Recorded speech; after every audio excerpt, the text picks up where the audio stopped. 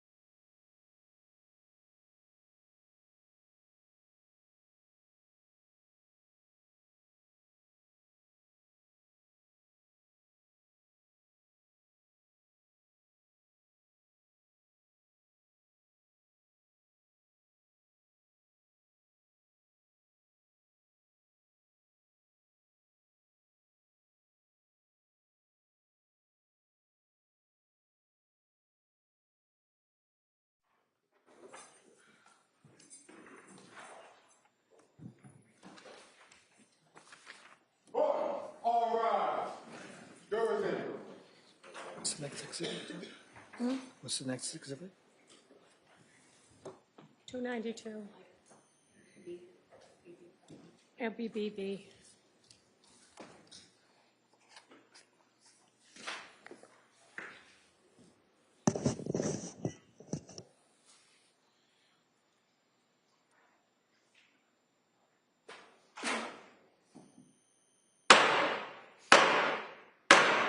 Hey. All persons having anything to do before the Honorable William Sullivan, Justice of the Superior Court, now sitting at Plymouth, within and for the Commonwealth. Draw near and give your attendance, and you shall be heard.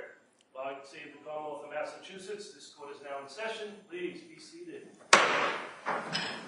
Good morning, Your Honor. May I proceed? Yes, please. Your Honor, before the court today, we have the continuation of the jury trial in the matter of Commonwealth versus Lindsay Clancy. Ms. Clancy is present. She is represented by Attorney Kevin Reddington. The Commonwealth is represented by Assistant District Attorney Jennifer Sprague and Assistant District Attorney Shannon Buckingham. All right. Well, thank you, Madam Clerk. Good morning, members of the jury. Good morning. I hope everybody had a nice weekend.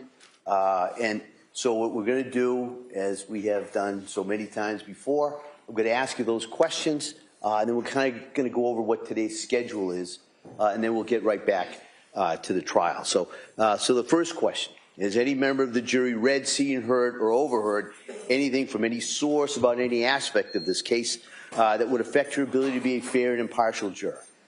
All right. Last question: is there any other serious matter of concern bearing on your service as a juror in this case that anybody needs to bring to my attention at this time? Again, thank you so much for following those instructions. What we are going to do from the schedule today, if you remember on Friday, we were in during cross-examination of Dr. Mack, who had testified Friday afternoon. We're going to return to the cross-examination, and the only difference is Dr. Mack is going to be available by Zoom here. We've had a couple other witnesses, so you all kind of know how that's going to work. So we're going to finish the cross-examination of Dr. Mack by Zoom. Commonwealth, if they have redirect question, and then we're going to continue with the Commonwealth's rebuttal. All right, and so just to kind of go back as far as the procedures that we followed, so the Commonwealth presented their case. Then after they were done, the defendant presented their case, and we're now on to the Commonwealth's rebuttal. All right, and when the Commonwealth's rebuttal is done, we're going to move to the next portion of the procedure process, which will be the closing arguments and the legal instructions. All right, so that comes after the Commonwealth's rebuttal witnesses. So that's kind of where we are at this point. And so as we go through today, I'll kind of keep you up to date in regards to the schedule for going forward. All right, so that's where we are. So at this point, I'm going to, we'll get Dr. Mack on the screen, and then it'll be Mr. Reddington continuing cross-examination. Yeah, please. Dr. Mack, could you please Do you solemnly swear that the testimony and the evidence you shall give to the court and the jury in the matter now pending between the Commonwealth and the defendant at the bar shall be the truth, the whole truth, and nothing but the truth, so help you God? I do. Thank you, sir. All right, Attorney Reddington. Thank you. Sir, how many times have you testified in courts on the issue of criminal responsibility? I would estimate 1 or 2. So if you estimate 1 or 2 times, would this be your 3rd time? By that estimation, yes. Okay, so it's not by my estimation, though, it's by your estimation, and you would know better than me, right? Yeah. Okay, so this is the 3rd time in your career that you've testified on a criminal trial on the issue of lack of criminal responsibility. Is that correct?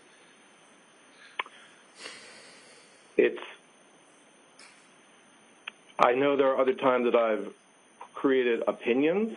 Oh, I'm sure. I'm not sure how many. I'm just asking about criminal responsibility. That's it. I'm talking about criminal responsibility. And I know there are other times I've created opinions, but I'm not sure that I've testified about them in the courtroom. So my question was simply, how many times have you testified in court on criminal cases regarding the issue of lack of criminal responsibility, and this would be your 3rd time, right? That is my recollection. Okay.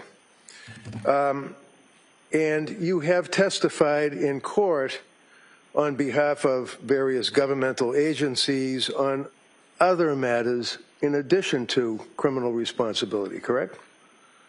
Yes. And you are operating under the umbrella, if you will, of the Park Dietz conglomerate of a lot of expert witnesses that, as I understand, would parcel out cases to different people. Is that right? There are times that I do cases through Park Dietz and Associates. I can't speak to how many experts they have and exactly how they, as you put it, parcel things out. But over the span of my career, there have been times that I've done it when cases have been presented through Park Dietz and Associates, and times that I've done it through other entities. As I discussed the other day, I had a role for the state of Maryland, and at times, and in this case, there was a criminal responsibility trial that I was a part of when I had a role for the state of Maryland. So going throughout my career, it's been multiple different entities. You've also testified, since we're talking about it, in the state of Pennsylvania, right? What's your question? You've also testified, since we're talking about it, in the state of Pennsylvania, right? I believe I have. Was that at Park Dietz, or was that you individually, or one of your other entities? You'd have to specify which case. Commonwealth versus Torres, 342 MAL 2021, Pennsylvania. Can you cite that case again, please? Sure. Commonwealth versus Torres, 342 MAL 2021, Pennsylvania, where the court held that that would be Abram Mack, was apparently certified only in child and adolescent psychiatry. You lacked forensic certification to testify in the field that you were ostensibly going to testify in. Does that refresh your memory? No. Did you testify? Did you testify in Commonwealth versus Torres in Pennsylvania? I don't remember. How about Commonwealth versus Carter in New Jersey? You remember that one? No. Do you recall that the court held on an appeal that you used an approach that fell below the standard of forensic practice?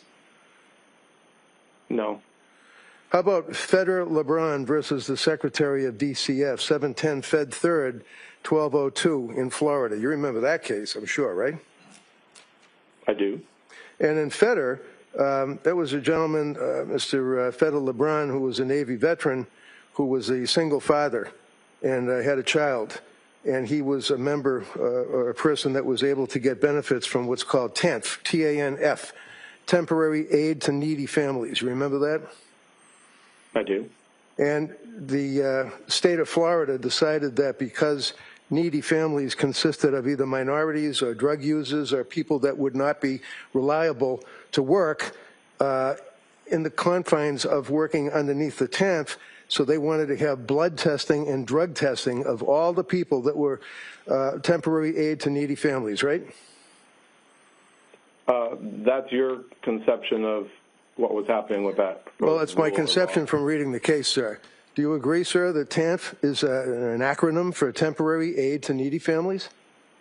Yes, it is. Do you agree, sir, that this gentleman, Mr. Federal LeBron, was a plaintiff in a lawsuit against the state of Florida? Yes. Do you agree, sir, that it was in federal court? Yes. Do you agree, sir, that in federal court, the court held that, in fact, you were unqualified to give an opinion that you attempted to give, saying that it was perfectly appropriate to test by way of urine or blood people that are benefiting from the TANF program, because your testimony was that they belong to a class of people that, I guess, had to be tested, right? I don't agree with your conceptualization. Okay, so the court ultimately ruled that your argument, your testimony on behalf of the state of Florida, the government, and you indicated that TANF benefits, applicants for TANF were people that were involved with drug use, violence, and higher rates of suicide. Remember those words, those three words? The testimony that I provided. Do you remember testifying, sir, about the people that are the beneficiaries of the TANF program, people that need aid because of needy families, are people that should be tested by way of blood or urine, and your argument, sir, was because they are of a class that would be more likely to commit a crime or have suicide or drug use. Did you testify to that? That is not the way that that testimony or that report was presented. No, okay, so your answer is no. Let's keep it that way. Your answer is no. So you recall, sir, that there was an appeal, and in fact, on the appeal, it was determined that, again, yet again, you were not qualified to offer a relevant opinion because, number one, you never studied the TANF population. Recall that? No, that is not the correct conceptualization. Says you. Number two, that you did not survey any data. Recall that, sir? Specifically in Florida is the nuance on that issue. And number three, that you had no research whatsoever on the data that you based your opinion on. Would you agree with that, sir? No. Do you agree, sir, that the court held that you relied on other researchers' studies and didn't make any effort whatsoever to form an opinion based on your own research? Do you agree with that? I don't remember the specific language of the court. All right. Do you recall that ultimately your testimony was stricken? No, I don't believe that it was stricken. Okay. In any event, sir, you would agree with me that you have a memory of Abram Mack being subject to this attack, if you will, by the attorneys on behalf of the people that were involved with TANF, right? You remember that much, right? Yes, okay. I do. Thank you. Now, in summary, sir, you're here to testify in front of this jury regarding your testimony and opinion that you've given regarding Lindsay Clancy's state of mind at the time of the killing of her children. Is that correct? Yes. And you evaluated her in 2026. Is that right? Yes. So you really evaluated her about 3 years after the incident that occurred in January 22, right? January 2023. So you do recall the date that the incident occurred, 23, right? Right. So to answer your question about the answer is right. Yeah. Okay. And in reference to your answer, sir, you would agree with me that there was a significant passage of time between the incident in 2023 and when you saw her about 2 or 3 months ago, right? Correct. Okay, and you drove out there with the guy that's going to be in here testifying in about an hour or so, Helbrun. Is it Helbrun or Heilbrun? When you say that I drove out there, I'm just asking the guy's name. Is it Helbrun or Heilbrun? you'll have to ask him how he likes to pronounce it. Well, did you know how to call him or what to call him when you were out there with him for 2 days at Tewksbury? Kirk. Kirk, okay. And you met Kirk, I imagine, that morning that you were going to evaluate Lindsay? Yes. And what was the date that you evaluated her?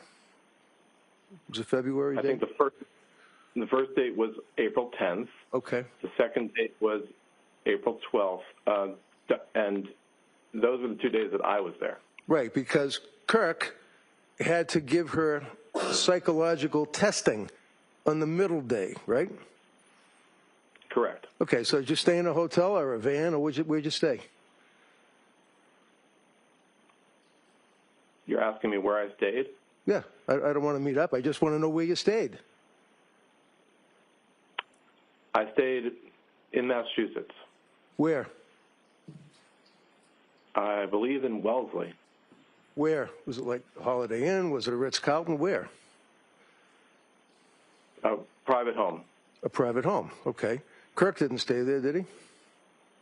I don't know. You don't know? No, he didn't stay there. He didn't stay there, that's for sure. Okay. So in any event, you must have had plans to meet up with Kirk at Tewksbury Hospital, right?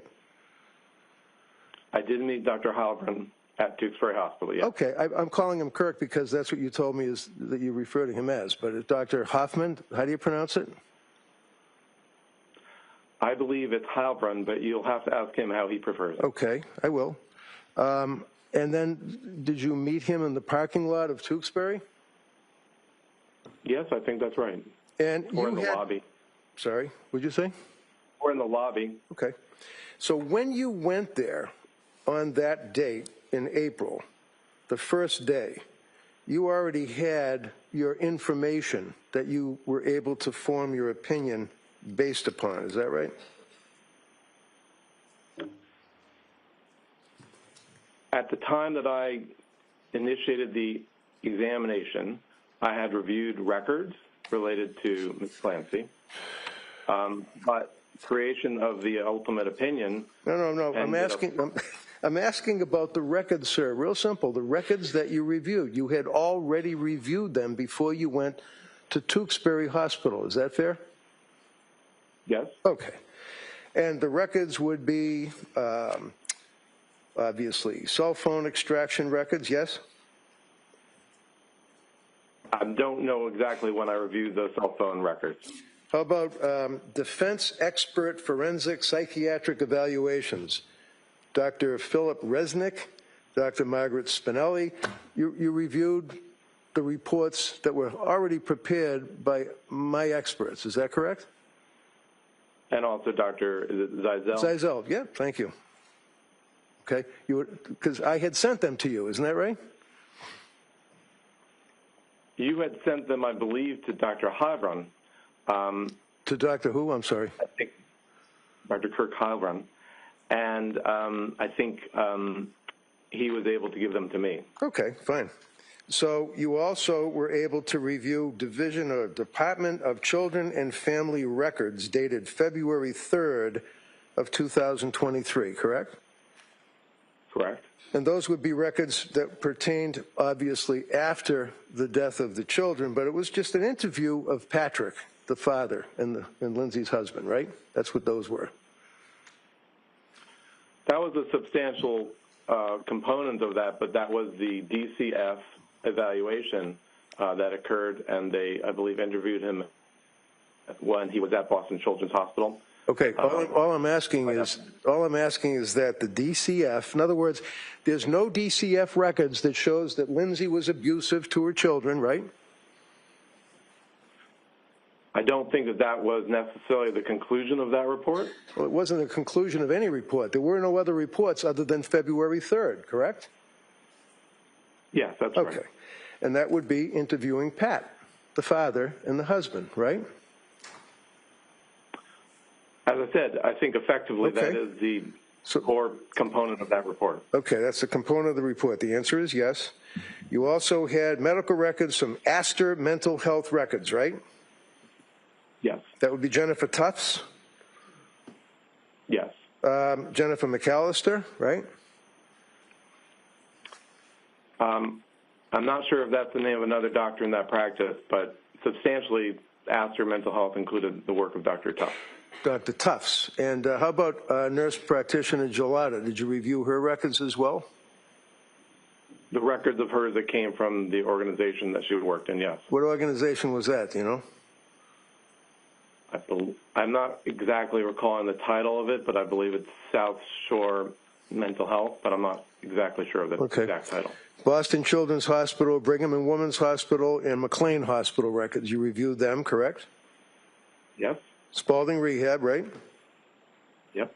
Tewksbury Hospital from March 27th of 23 up through April 1st of 26, which is a little bit before you saw Lindsay, right? Correct. They were about 7,000 pages, a lot of paper, right? Yes. Toxicology records, police reports, grand jury testimony, you read all that too, right? Correct. Police interviews of witnesses, right? Correct. And you had met with, I imagine, or spoken to, by telephone perhaps, with the district attorneys, the prosecutors here. Yes. And where did you meet them? The prosecutors? Yeah. Only by phone. Okay, so you met them by phone. When was that? I don't know offhand when that was. How long was the conversation? I don't recall. It could have been somewhere between 15 minutes to 45 minutes.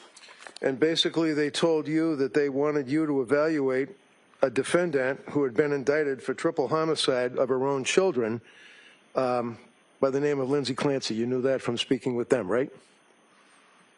Effectively, I knew that, yes. And, you know, I normally don't go there with expert witnesses, but it was fair game on Dr. Zeisel. How much money do you make a year on your forensic evaluations? It ranges over the years, several $100,000. Yeah. Can be a few. And a lot of that, more. I'm sorry, go ahead. No, go ahead. So a lot of that would be appointed cases or cases either from Park Dietz or some other warehouse that asks you to evaluate people and testify in the court, right? Or over the years, people contact me directly. Really? We're talking about over the last 15 to 20 years. Right. So when you were contacted by, strike that, did the DAs here call you or did you call them? I don't recall. Do you recall that they told you what a horrible case this was, that this woman killed her 3 children by strangling them?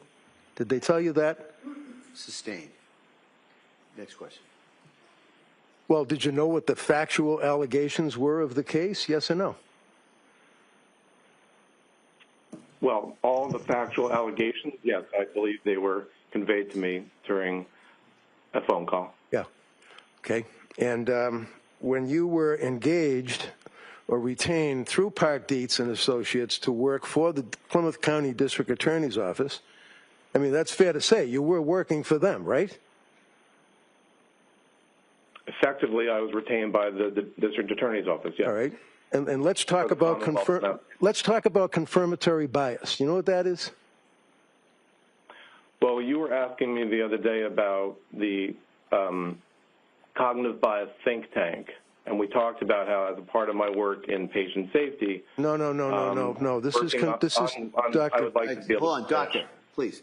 Listen to the question and answer the question. Go ahead. This is confirmatory bias, sir, not a think tank talking about safety of anybody, okay? Confirmatory bias. Have you heard of that term?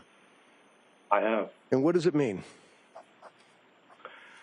Well, if you're talking about the work in diagnosis in medicine, as I was getting at before, it refers to the idea that an individual has a idea as to what they're aiming for, and they gather information that accedes to that and that brings that point together. Okay. So would you agree with me, sir, that when you are retained in your practice, working whether it's for Dietz or somebody else, and you are engaged by a prosecutor, such as the Plymouth County DA's office, is it fair to say that you go into your work and your evaluation, and I hesitate to use the word investigation, but you have a confirmatory bias? You're hoping that you're going to be able to help them out, right? No. No. Okay. So you had read all this material, you had spoken with the prosecutors, and I imagine you had done a team back with Kirk Heilbrunn, right? A what? You talked to Kirk Heilbrunn about the fact that you guys were going to go in and evaluate Lindsay, right? We had worked with the prosecutors, and I believe them with you. No, you didn't work. Excuse me. You didn't work with me. What do you mean? You didn't work with me. I imagine there was interactions in terms of setting up the dates on which this would occur. I had nothing to do with it. My office manager, Laura Mather, would have done that. I had nothing to do with it, sir. Yeah, okay, next question. So when you went out there on the 2 days that you went out, forget the middle day, because that's when Kurt was by himself. When you went out there, the two of you met in the parking lot or the lobby, one or the other, correct? Yes. Yes? I said yes. And the purpose was to go interview her, right? Ms. Clancy, yes. So you guys go down the hallway, you go in the elevator, you go upstairs to the locked wards, they have to open the door, they have orderlies and people that escort you. Is that right? Yes. You have to sign in, you have to have ID because it's a locked ward, right? Effectively, yes. Effectively. And the two of you, you and Kirk, go into a room where she's sitting in her wheelchair by herself so that you two of you can interview her. Is that correct? Yes. For how many hours did you interview her the first time? First day, it was roughly ended up being about, I think, 4 or 5 hours. And have in mind, sir, as counsel has already elicited, she's incontinent. She has issues because of being paralyzed and had to have a break, didn't she? She did not ask for a break. Oh, she was able to power through the 4 hours? I don't know if that's the appropriate way to frame it. We took a break. During the interview, we discussed the schedule that she has for catheterization, if that's your question. So you and Kirk Heilbrunn sat down and you questioned Lindsay, the both of you together or one at a time, or how'd that work out? One would ask questions, and if another one had additional questions to ask about that particular topic, then the other would ask. And she was, fair to say, she was pretty cooperative with you guys, right? Yes. She was polite, she was affable, right? Yes. She answered your questions, right? Yes. And then when you concluded that first day, then the next day, Kurt Heilbrunn went on his own to Tewksbury and had another multi-hour interrogation, questioning, or whatever of Lindsay, right? He was there for a second day for psychological testing. So you're aware of the fact that he was there for psychological testing, right? Yes. Now, a psychiatrist doesn't do psychological testing. The psychologist does, right? Typically, that's true. And there are a number of tests that are administered to people when they are being evaluated for purposes of a criminal case such as this, right? There is a number of different tests that test different aspects of an individual's psychiatric or psychologic or cognitive functioning. Right. Like, for example, you want to determine, I would imagine, whether or not they're lying or exaggerating or minimizing their symptoms, right? That's always an interest, yes. And it's of interest because if a person is, in fact, masking or lying about their mind, trying to fake out an evaluating forensic psychiatrist or psychologist, when you say that's of interest, that's something that can be a test result that a jury could look at, right? Well, I'm not sure if there's a test that specifically states a person is lying. No. You ever heard of the MMPI? I have. Okay. You ever heard of the K scale? Yes. What is that? Well, the K scale is among the internal validity scales of the MMPI. The MMPI is an assessment of the individual's personality. Okay. So let's focus on the K scale, sir. When you say that it's a, let me ask you again, what is your understanding of what the K scale is seeking to find out? I answer this in the context of the purpose of the MMPI and what the MMPI is designed. What are you smiling for? This is not funny, sir. Sustained. Next Well, question. you know, Next question. MMPI, K scale, focus. What does it mean, sir? So the MMPI is an assessment of personality, and it is a set of questions that the individual responds to provide the test and to provide the user of the test to understand what is their personality like. The K scale is a set of questions embedded in the MMPI that are designed to see whether or not the individual is exaggerating in their responses, generally speaking. Okay. Or lying, right? They call the K scale the lie scale, right? Well, if you're simply referring to your own personality style, the issue is whether or not the answers are reliable or valid. It's not a matter of assessing if the person is lying on the MMPI. Does the MMPI assess to any degree whether or not a person is lying, in your opinion? No. No? So let's stay with Dr. Mack's opinion on the K scale. What would that do? It would determine if somebody is not being truthful about their symptoms or they're exaggerating their symptoms? Well, the MMPI assesses the individual's personality and their thoughts about themselves. So the question is how to get an accurate reading of the person's personality. If it is the case that they are having a deviation on the K scale, then you might not utilize the MMPI as a whole. But the MMPI is not designed in a sense as a lie detector. So what does that mean, sir, when you say if there's a manipulation of the K scale? What does that mean? I don't think I used the word manipulation. What word did you use? I may have said deviation. Okay. So if there's a deviation on the K scale, according to you, what does that mean? It may come to a threshold that the MMPI is not usable, and because the users cannot gather information about the individual's personality as a result. Because they're lying, and it's not a reliable test, right? That's the ultimate consideration, right? Right. So it's not saying that the person is lying.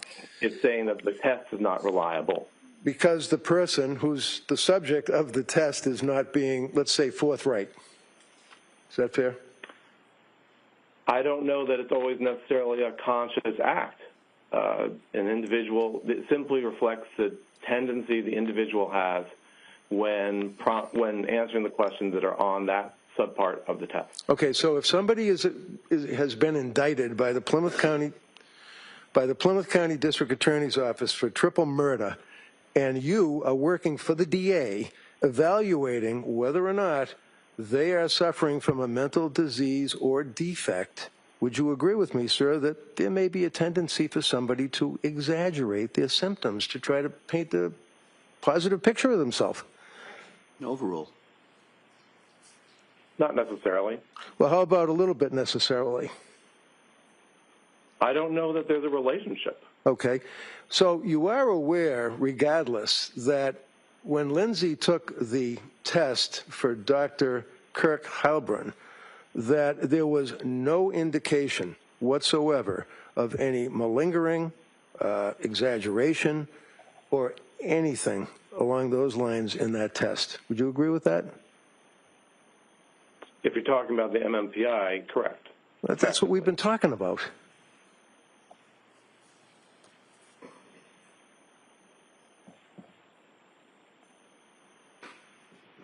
I don't know. We're looking at each other. I wasn't sure if he was going to answer, but let's ask the next one. Yeah, okay. So you, tell me again what your answer was, sir? That effectively that's what the testing elicited, that she was, that her K scale effectively, that it was a valid test. Okay. Now, you, in your review of all of the records, Tufts, Gelada, McLean, you knew that one of the health care providers, which would be Gelada, was focusing on the possibility that Lindsay could have been suffering from bipolar 2. Is that right? I am aware that that was on her mind, that that was something she was concerned about, yes. And bipolar 2 is quite common, is it not, sir, as a precursor of a person who is suffering from postpartum depression or postpartum psychosis, right? I don't understand your question. Okay, well, how about, is it appropriate in Dr. Mack's opinion to give a person suffering from bipolar 2 or bipolar 1 an SSRI? An individual, there is a need in one's practice, traditionally at least, that if an individual might be suffering from bipolar 1 or bipolar 2, to avoid using SSRI medications. However, that has been reduced in terms of our worry about that over time, but that was maybe 20 years ago, 15 years ago, something that psychiatrists were more concerned about, but the concern has lessened over time. It has. So in your opinion, sir, it's okay to give a woman who is coming to you for help, who's been diagnosed with a bipolar 2, it's okay to give her the SSRI, in your opinion. Is that what you're telling this jury? That's not what I said. Oh, okay. Tell me what you said. I said the concern about the relationship between SSRIs and mania or bipolar disorder has lessened, but that doesn't necessarily mean that people's practices have changed. And when you say mania, what does that mean to you, sir? Mania is a state defined in the DSM. I believe we discussed this the other day. Well, go ahead. What is it? What are the symptoms of mania? So mania is a condition, and it's defined not only by the symptoms that I'm going to mention, but also by a time frame. And as we discussed the other day, it is a mood state that is used as a building block for bipolar type 1. So one would need to see 7 days consecutive and where the following symptoms, 4 at least of the following symptoms are present most of the day for all of these days. And that would include a thought process called flight of ideas. Secondly, distractibility. Thirdly, an engagement in activities that are pleasurable but have painful consequences. Rapid speech, or what we would call pressured speech. Pressured speech. Or rapid speech. Additionally, grandiosity and an exaggerated amount or excess degree of goal-directed behavior. And what is your... go ahead. Go ahead. What is your understanding, sir, of the symptoms of bipolar 2? So bipolar 2 well, we didn't finish the definition of bipolar 1, but in terms of bipolar type 2, one would need to have had a major depressive episode. I believe we discussed that the other day as well. And also one needs to have had what's called a hypomanic episode, which is similar to a manic episode, but lesser in terms of time course that's required, and only 3 out of the 7 symptoms are required. So bipolar 2, you would agree with me, sir, is in fact a major or a serious mental illness, right? Yes. And your opinion, after you had your opportunity to go back again with Kirk on the 3rd day and interview Lindsay in Tewksbury Hospital, and how long did you interview her for the 3rd day, asking her questions? I'm not sure I remember. It was perhaps 3 hours. So after you completed your evaluation, you came to a conclusion that, in fact, Lindsay was suffering from a major mental disease or defect, to wit, bipolar 2. Is that correct? No. No. So why don't we look at your report and you tell me what your ultimate opinion was of your diagnosis of Lindsay after evaluating her, sir. I think I said this the other day that my Why don't you say it again, sir? Yes, I'm happy to. My opinion was that, and is, that she suffered from a major depressive episode, and that was a part of major depressive disorder. Well, looking at your report, sir, on your conclusions, would you agree with...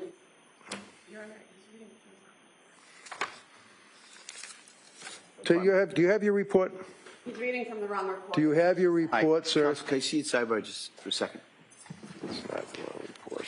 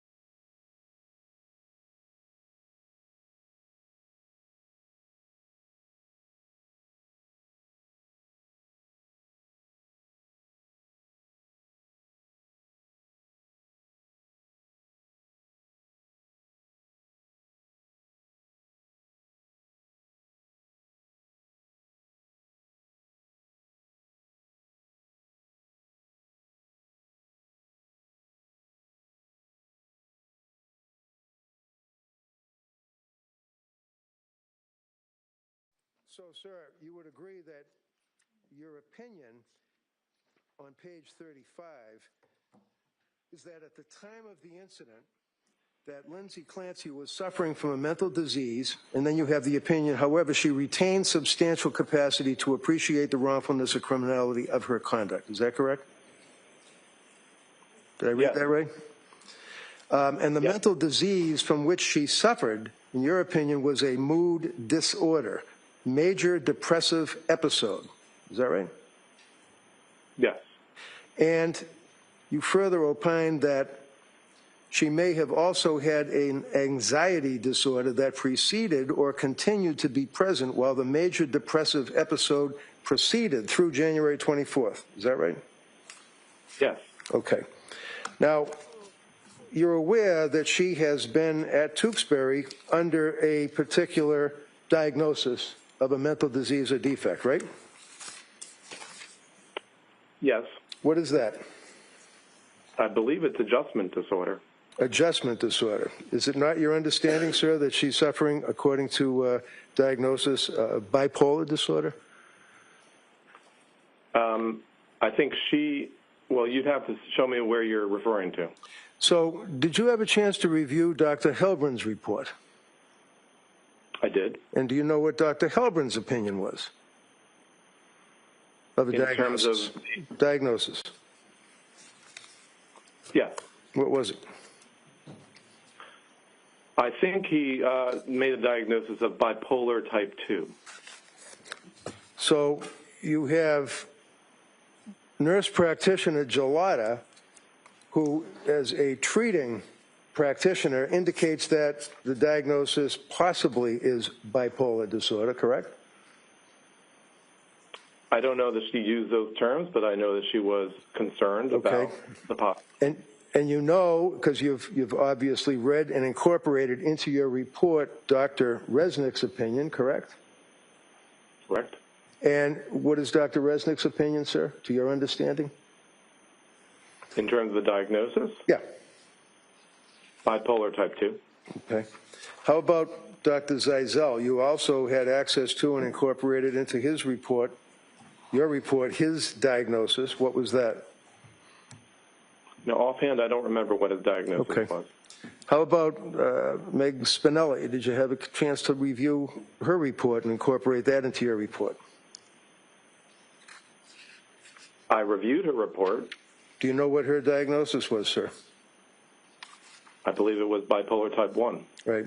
So with all of the various healthcare providers that have an opinion of bipolar type 1, would you agree that that is a very strong indicator that a person could very well be suffering from postpartum depression?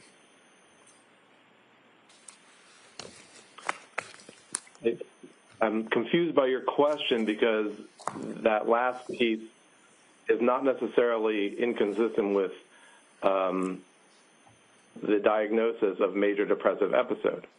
I'm asking you, sir, about what I discussed the other day was when that specifier is able to be used, that would be a diagnostic question.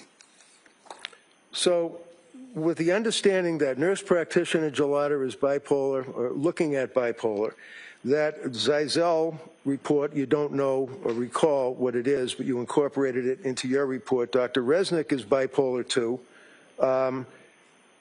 You feel that this is or is not indicative of a precursor to a person suffering from postpartum depression? It's in the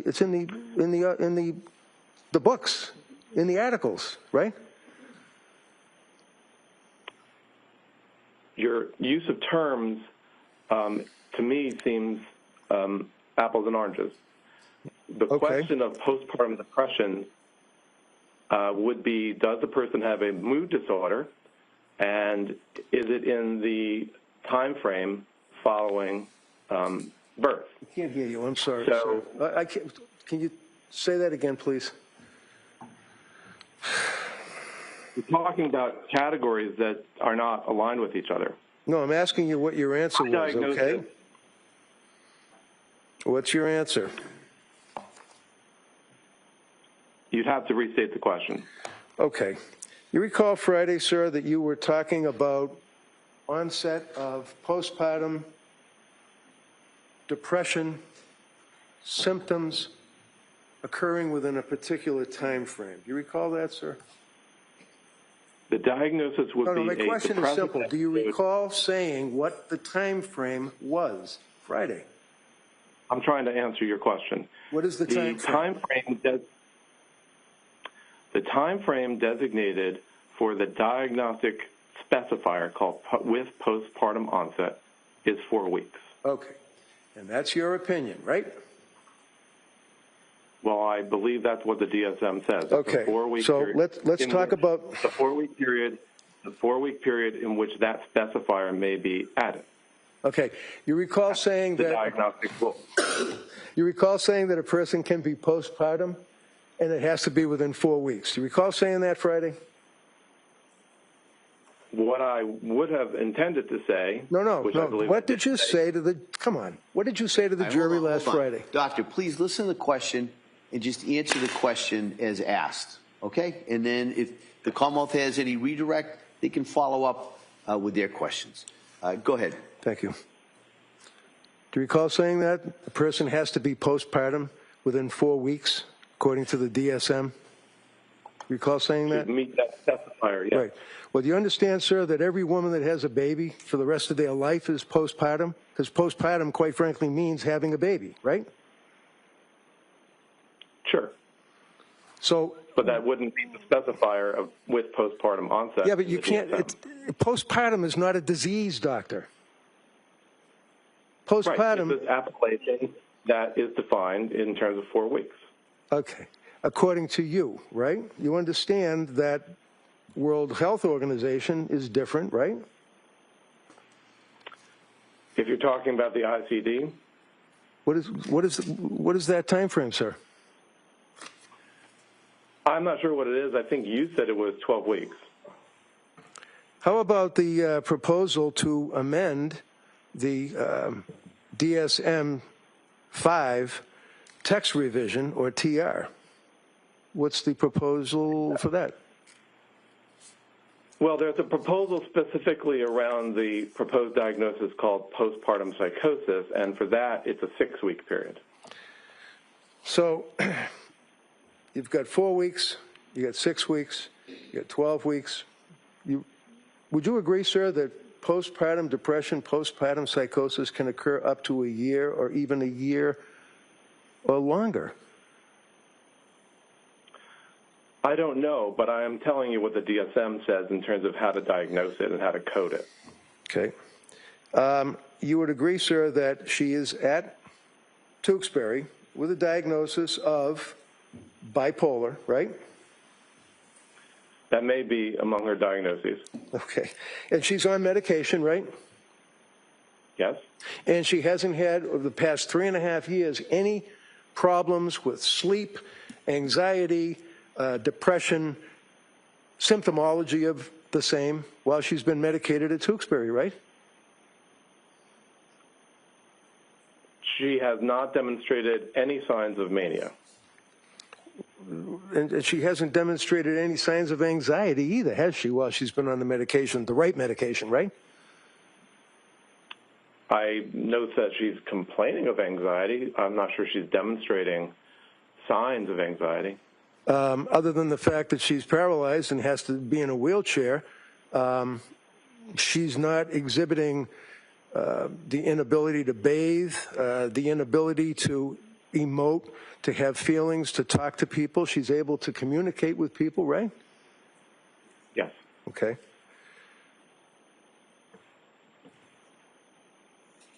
Do you know what medications that she's on while she's at Tewksbury? She's taking, I think we discussed this the other day, a low dose of Zyprexa, I believe clonidine and trazodone, and propranolol occasionally. Okay. Now, after you had a chance to review the medical records from Dr. Tufts, which would be from end of September of 22 up through October of 22, for example, initial prescription, right? I reviewed all the records from Dr. Tufts, yes. And you recall what the first prescription was that she got, right? Sertraline? And that would be what, 25? Yes. Was that increased? It was. And was there an issue or a problem, according to Lindsay, when that was increased from 25 to 50? Yes. And what was the problem that she indicated to the doctor? She wanted to sleep, but she was finding it hard to sleep. She was unable to sleep for a period in excess of 48 hours, is what she said, right? I think it was at that point, yes. And also, she indicated that there was, in her opinion, a symptom that she didn't really have a need to sleep, even though she had gone 48 hours without sleeping, right? No, she wanted to sleep. Well, would you agree with me, sir? She was tolerating, she described that she was tolerating during the daytime and functional sufficiently without the sleep, but she found that she was trying very hard to sleep and she couldn't sleep. And do you recall her indicating that she did not feel, regardless of 48 hours straight without sleep, that she had a need? She said she didn't feel like she had a need to sleep. Did you see that in the records? I'm not sure that it would be characterized that way. Did you see? Okay. Did you see anything in the records? Wanted to sleep. All right, one at a time. Go ahead, Mr. Reddington. Did you see anything in the records that indicated that she complained of the fact that she had gone 48 hours without sleeping after she was on the sertraline, and then felt that she did not need to sleep, even though she'd been without for 48 hours?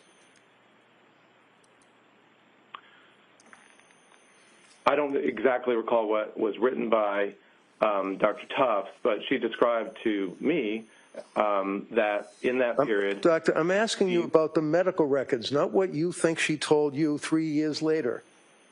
The medical records. The medical records review the fact that she was not able to sleep.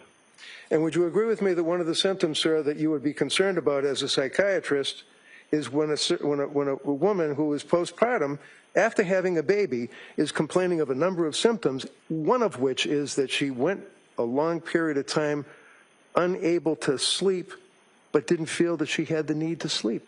That's textbook, isn't it? Well, the DSM textbook refers to a decreased need for sleep as the seventh element of mania. Okay, so that is an indicia of mania. Can I get that out of you? The way it's written is a decreased need for sleep. Okay. I don't know that she had decreased need. And in the medical... trying very hard. Go ahead. I think she desperately wanted to sleep. Is that what you think, sir, or is that what your opinion is based on the medical records? That is my understanding based on the totality of the information. Okay. So is it your understanding that she also exhibited signs or symptoms of postpartum depression? So to the extent that she had depression in a period after having had a baby, that is not how DSM would refer to it, but as you said, everybody would be postpartum in that regard. So my opinion is that she had major depressive episodes in this year or within 4 or 5 months following birth. Sir, you're familiar with the postpartum psychosis. You're familiar with that, right? So there's the concept of having psychosis. Are you familiar with postpartum psychosis, sir? Yes or no? I'm familiar with a proposed diagnostic entity called postpartum psychosis and the idea that people can have psychosis as a mental disorder at other times. You're familiar with the Department of Mental Health in Massachusetts, right? Yes. You're familiar with the funding of the Department of Mental Health for the Massachusetts Child Psychiatry Access Product. You're familiar with that, right? No. Called the MCPAP, that focuses on postpartum psychosis and postpartum depression. Are you familiar with that, sir? No. Would you agree with me that when a person has a child and is within the postpartum period, that they may present to a doctor with symptoms that might lead the doctor to believe that they are suffering from postpartum depression. Would you agree with that? I'm not familiar with that particular program. I'm happy to. All right, I know you're happy, but I'm just asking, sir, about postpartum depression. Forget the program. You're not familiar with the program. We get it. I'm asking you now, sir, about your familiarity with postpartum depression. Yes. Okay. And there are symptoms of postpartum depression. Fair to say? Postpartum depression. Are there symptoms, sir? Yes. I am familiar. Okay. And forget the DSM. Let's just focus on the symptoms as you understand it for postpartum depression, which, according to you, has to occur within the first 4 weeks of birth. But quite frankly, it could be 6 weeks, it could be 12 weeks, it could be a year, right? You said forget the DSM, except that making diagnoses in psychiatry requires an authority, and we utilize, in this country, the DSM. Maybe we shouldn't? So, All right, sustained. Next question. So are you familiar, sir? You're not familiar with MCPAP for mothers in Massachusetts. You're not familiar with that subsidiary of the Department of Mental Health, right? no. Are you familiar with the Department of Mental Health postpartum psychosis provider training? In other words, what the LISCWs are learning and what the psychologists or psychiatrists working for the DMH are learning about postpartum depression, postpartum psychosis. Are you familiar with those standards? No. How about the Edinburgh postnatal depression scale? We talked about that Friday. You're familiar with that, sir? I am. But you don't feel it's important. You think the regular GAD scale, general anxiety scale, is sufficient, I guess, right? I don't think I said that. Oh, okay. So do you think that the Edinburgh postnatal depression scale is important as a tool for a diagnosing physician dealing with a woman that's within the time frame and exhibiting symptoms of postpartum depression? Yes. Okay. So what was Lindsay's scale, if you know now? You had the weekend, I imagine, to look it up. I don't offhand know what it was. Okay. So if I offhand told you that it was pretty much off the chart, would that have any impact on your opinion as to the utility of the postnatal depression scale that was administered to her? That's another form of the question. No, sustained. I mean, overruled. Let me ask. Sorry. It's a scale that elicits distress, which she had, and it elicits depression, which she had. And it's not just limited to distress and depression. It's focused on, and again, I'll read it, the Edinburgh postnatal depression scale, right? Right. So, no, the answer's right. She had diagnosis of depression. She was being treated for depression. All right. So you, in any event, you don't utilize, apparently, the EPDS, right? You don't utilize it in your practice, whatever that may be. Correct. Okay. Not that I'm against it. I just haven't had the opportunity to use it in some Right. time. Just like you think that, you know, an episiotomy is a tear, I guess, when a person has a baby, right? I'm sorry? You remember Friday you said that when a baby is born and the woman suffers a tear, that you called it a particular name? An episiotomy. Right. When there's a need for repair for a tear, there are several different degrees. No, wait a minute. Hold on now. Hold one on. can have. Excuse me, sir. Friday you said that the episiotomy is, in fact, a tear. Do you remember saying that? I'm not sure exactly the wording. Did somebody tell you that you were way off base on that testimony Friday, sir? I'm not sure what you're referring to. I'm referring to you saying that an episiotomy is a tear. And it's not.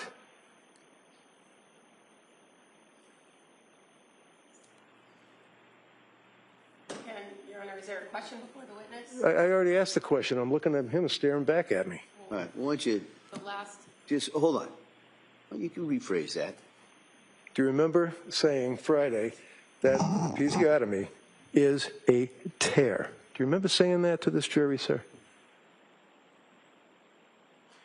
I don't remember the exact words that I stated. Okay.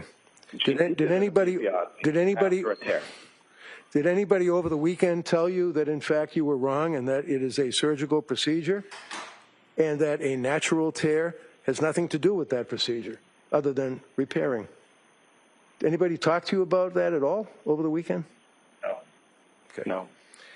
So you would agree with me, at least, that postpartum depression, even though you don't use the EPDS, does have symptoms that a doctor would consider if a patient came to him or her for help, right? Yes or no? So, yes or no? You're asking me about a condition which Right. is not the way that it's defined. I'm asking you, sir, whether or not you understand as a doctor that if a woman has a baby and comes to you because she is in trouble, that you would look for symptoms, would you not? Yes or no? Yes. Okay. Yes. And if the woman told you that she was less able to laugh, no emotion, unable to see the funny side, is that a symptom, sir, in your opinion, of postpartum depression? Yes or no? It's a symptom of depression. Was Lindsay Clancy complaining that she was unable to laugh or emote or see the funny side, if you will, of life when she went to see Dr. Tufts and Dr. Gelada? Do you recall that, sir? Yes. Okay. Okay, so let's just say the next issue would be stopped looking forward to things. You're familiar with that? People don't look forward to things, and what is that called? Anhedonia or something like that? Right. So that was one of the several elements of major depressive episode that I referred to the other day. Right. But it's also one of the symptoms of postpartum depression, correct? They are the same. When Okay. you have depression and you meet the qualifier, then you can call it depression with postpartum onset. How about a person that comes to you and says that they're anxious and worried constantly for no good reason? Would you agree, sir, yes or no, that that's a symptom of postpartum depression, according to the authorities? So, can you answer that yes or no, sir? It's real easy. Sir. All right, hold on. If you can't answer the question as asked, doctor, just say you can't answer it as asked, and I'll ask counsel to rephrase it. Go ahead. Yes. So would you agree with me, sir, that the next symptom of postpartum depression would be anxious or worried for no good reason? So I can't answer that question. You can't. You can't? I said I can't. Okay. Was Lindsay Clancy expressing to the doctors and the nurse practitioners and the LICSWs or whatever on the medical records that she was anxious and worried on a daily basis for no apparent reason? Yes. Did Lindsay Clancy also indicate that she would have episodes of fear or panic for no good reason? Yes. Did she also indicate, sir, that she was overwhelmed by life, basically, overwhelmed? Yes. Did she also indicate that she was so unhappy and worried and anxious that she had trouble sleeping? Yes. Did she indicate that she was sad or miserable and unable to enjoy things like family, friends, society? That is a symptom that progressed as those months moved on, yes. Sure did. Did she also say that she's unhappy? She was so unhappy that she was crying on a daily basis? Yes. Did she also indicate that she had thoughts of harming herself? Well, or suiciding, yes. So if she's successful in harming herself and she dies, then it's suicide. Either way, it's a thought of harming herself, right? I don't think she had the interest of harming herself simply for the interest of harming herself. She had the interest of suiciding. And she wasn't successful, obviously, right? Are you referring to January 24th? So the postpartum depression, sir, which invariably involves the EPDS, which you don't use, consists of 1 to 10 symptoms, and she hits every one in the medical records that you reviewed. Is that correct? First of all, I'm not sure what you're... Well, I can't answer the question as you've asked it. I'll put it... Let's talk about postpartum psychosis, because that is something that can follow postpartum depression. Is that right? You're using terms that make it that I can't answer your A question. postpartum psychosis you can't answer? You know what that is, don't you? Are you referring to the proposed diagnosis that we referred to earlier? The one I'm referring to the published in fact that this young lady was suffering from postpartum psychosis when she killed her kids. Do you know what postpartum psychosis means? So there is a observation that a person may have psychosis, or there is the proposed diagnosis that we referred to the other day. Let's do this. Symptoms of postpartum psychosis. Number one, hearing voices. Would you agree, sir, that hearing voices is indicative of having a symptom of postpartum psychosis? You're referring to a condition or an illness called postpartum psychosis, and I don't know that I can answer questions as a psychiatrist based on that. Would you agree, sir, that when a person is suffering from postpartum psychosis, you understand that term, do you not? When we elicit, do you understand the term postpartum psychosis? It's real easy. Do you understand that term? It's actually not easy. It's serious, but when we do elicit psychosis after a birth, we take it very seriously. Typically, who's we? Who's we? We take it seriously. Well, who's we? We psychiatrists. I, as a psychiatrist. Yeah. So, would you agree with me, sir, that when you are diagnosing, if you do, a patient that's coming to you for help after having a baby, so it's postpartum, and has been through, let's say, postpartum depression, and is now complaining of hearing voices or a voice commanding her to act, that is a symptom of postpartum psychosis, yes or no? Is it? That would be psychosis. I don't know exactly, based on your hypothetical, as to whether it would count as the proposed postpartum psychosis illness, disease, but it certainly would be a concerning symptom or sign. Okay, so if you had administered the Edinburgh test, that is something that may have assisted you in evaluating the claim that the person is hearing voices, because that's one of the things that you would be concerned about with a patient, right? You're always concerned if you're encountering somebody who's hearing voices, especially if they're new. Especially if they're a mother, right? Anybody. How about thought broadcasting? You ever heard of that? Yes. Okay. How about a patient that says that they're worried about hearing voices and they're worried that people such as teachers could hear the voices in their head? Is that something that would concern you? Yes. How about if the person was afraid that somebody is able to hear the voices in their head and would call the police or DCF and they'd lose their kids? Is that something that would concern you? Hypothetically, yes, it would be a concern. How about actually in this case with Lindsay Clancy? Did you come across that in all of your investigation? I came across, in my evaluation, a period where she worried that people could hear what she was thinking. That's different, first of all, from thought broadcasting. But in either event, as I've said, she was in a serious psychiatric state, and she was suffering. How about number two, postpartum psychosis symptomology, delusional beliefs with distorted reality? Did she complain to Tufts or Gelada about having distorted reality being disassociated? Things weren't real.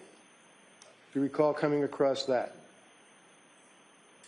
So there were times that in the context of some of the medications she was taking that she felt that things weren't real, yes. Okay, so or that my question, sir, uncomfortable. My question, sir, is whether or not she complained of that to her health care providers. You'd agree with me Yes. that she did, right? Yes. Okay. How about appears normal in between episodes, calm, even laughing. Would you agree with me, sir, that postpartum psychosis waxes and wanes? It comes and it goes, right? So are you referring to a particular... I'm asking you a simple question. Do you agree that postpartum psychosis waxes and wanes, that it can come out of nowhere and then leave, and a person can appear normal? They can even laugh. Would you agree with that, sir? Are you referring to postpartum psychosis and illness, or the findings of psychosis in somebody who's postpartum? I am asking you about Lindsay Clancy, the young lady that's sitting right here that you're testifying against in front of this jury, telling this jury that she was responsible for the death of her children. You with me? I'm not sure I understand exactly the context that you just stated. Okay, But the if your context I'm giving it about is... the natural course of an illness called postpartum psychosis. That illness has not been refined. It's not something that we in psychiatry, at least as far as I'm aware, can talk about as an illness where we understand its typical course. And Okay, we understand time out, time out. All right, hold on. Let him finish. Doc, you done with that answer? I'm done. Okay, good. You're telling me, sir, that you don't, basically, you don't believe or buy postpartum psychosis. Is that what you're telling me? I didn't say that at all. Okay. So you do believe that postpartum psychosis is a serious mental illness? I don't think it's a matter of belief or not belief. I'm aware of how to elicit the symptom or sign of psychosis. I am also aware that there's a proposal for an illness that would be recognized where we understand its typical course and how it progresses, that has been proposed and that has not been approved for use in psychiatry in the United States. Approved by who? By the American Psychiatric Association. The APA, so you're... Hold on. By the team that let me, if I can finish, by That's the the judge you're particular talking to, not body me. within the American Psychiatric.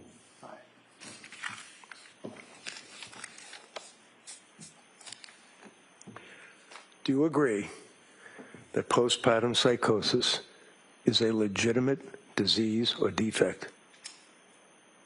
Yes or no? When you have a symptom or sign of postpartum of psychosis at any time, but particularly in the postpartum period, it is a legitimate finding and something to be concerned about and to treat. Okay. And when you say within the time frame, you're referring to the Dr. Mack time frame of 4 weeks, right?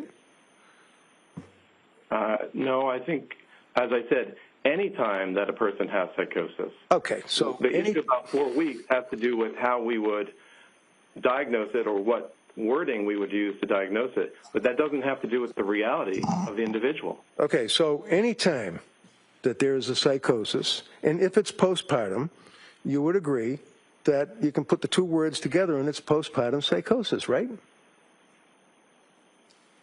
You would not utilize that in your diagnostic terminology. Okay.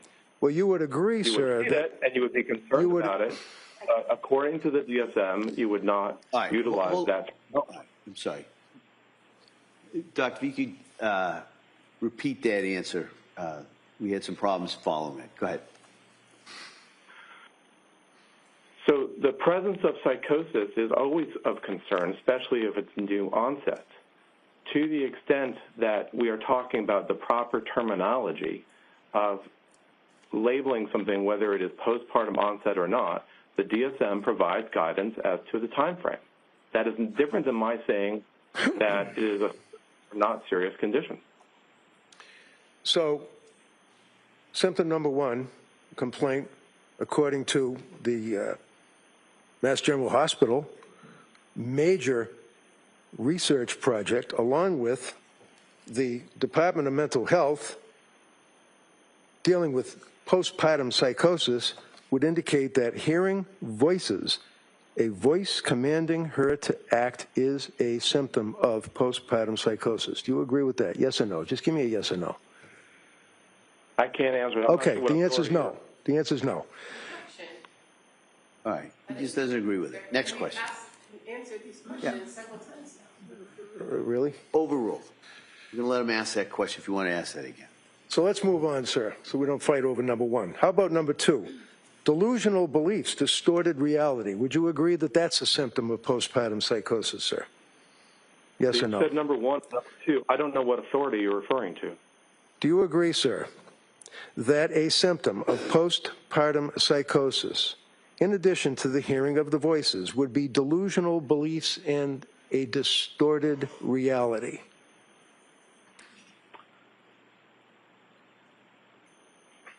I can't answer because I still don't know if you're referring to the phenomenon of psychosis or you're referring to some illness. I'm referring to the illness that Lindsay Clancy was suffering that's in her medical record, sir, that you tell this jury you read. That's all I'm asking. Well, I didn't find any evidence of psychosis in her record. Okay. Other than was there any was there any indication that she was hearing voices? Did she complain about that, sir? Yes or no? She complained about intrusive thoughts. Okay. If that's what you're referring. How about the delusional beliefs and distorted reality? Do you recall her complaining about distorted reality, sir? Yes or no? I'm not sure she used those terms. If you're referring No, to never mind what I'm referring to.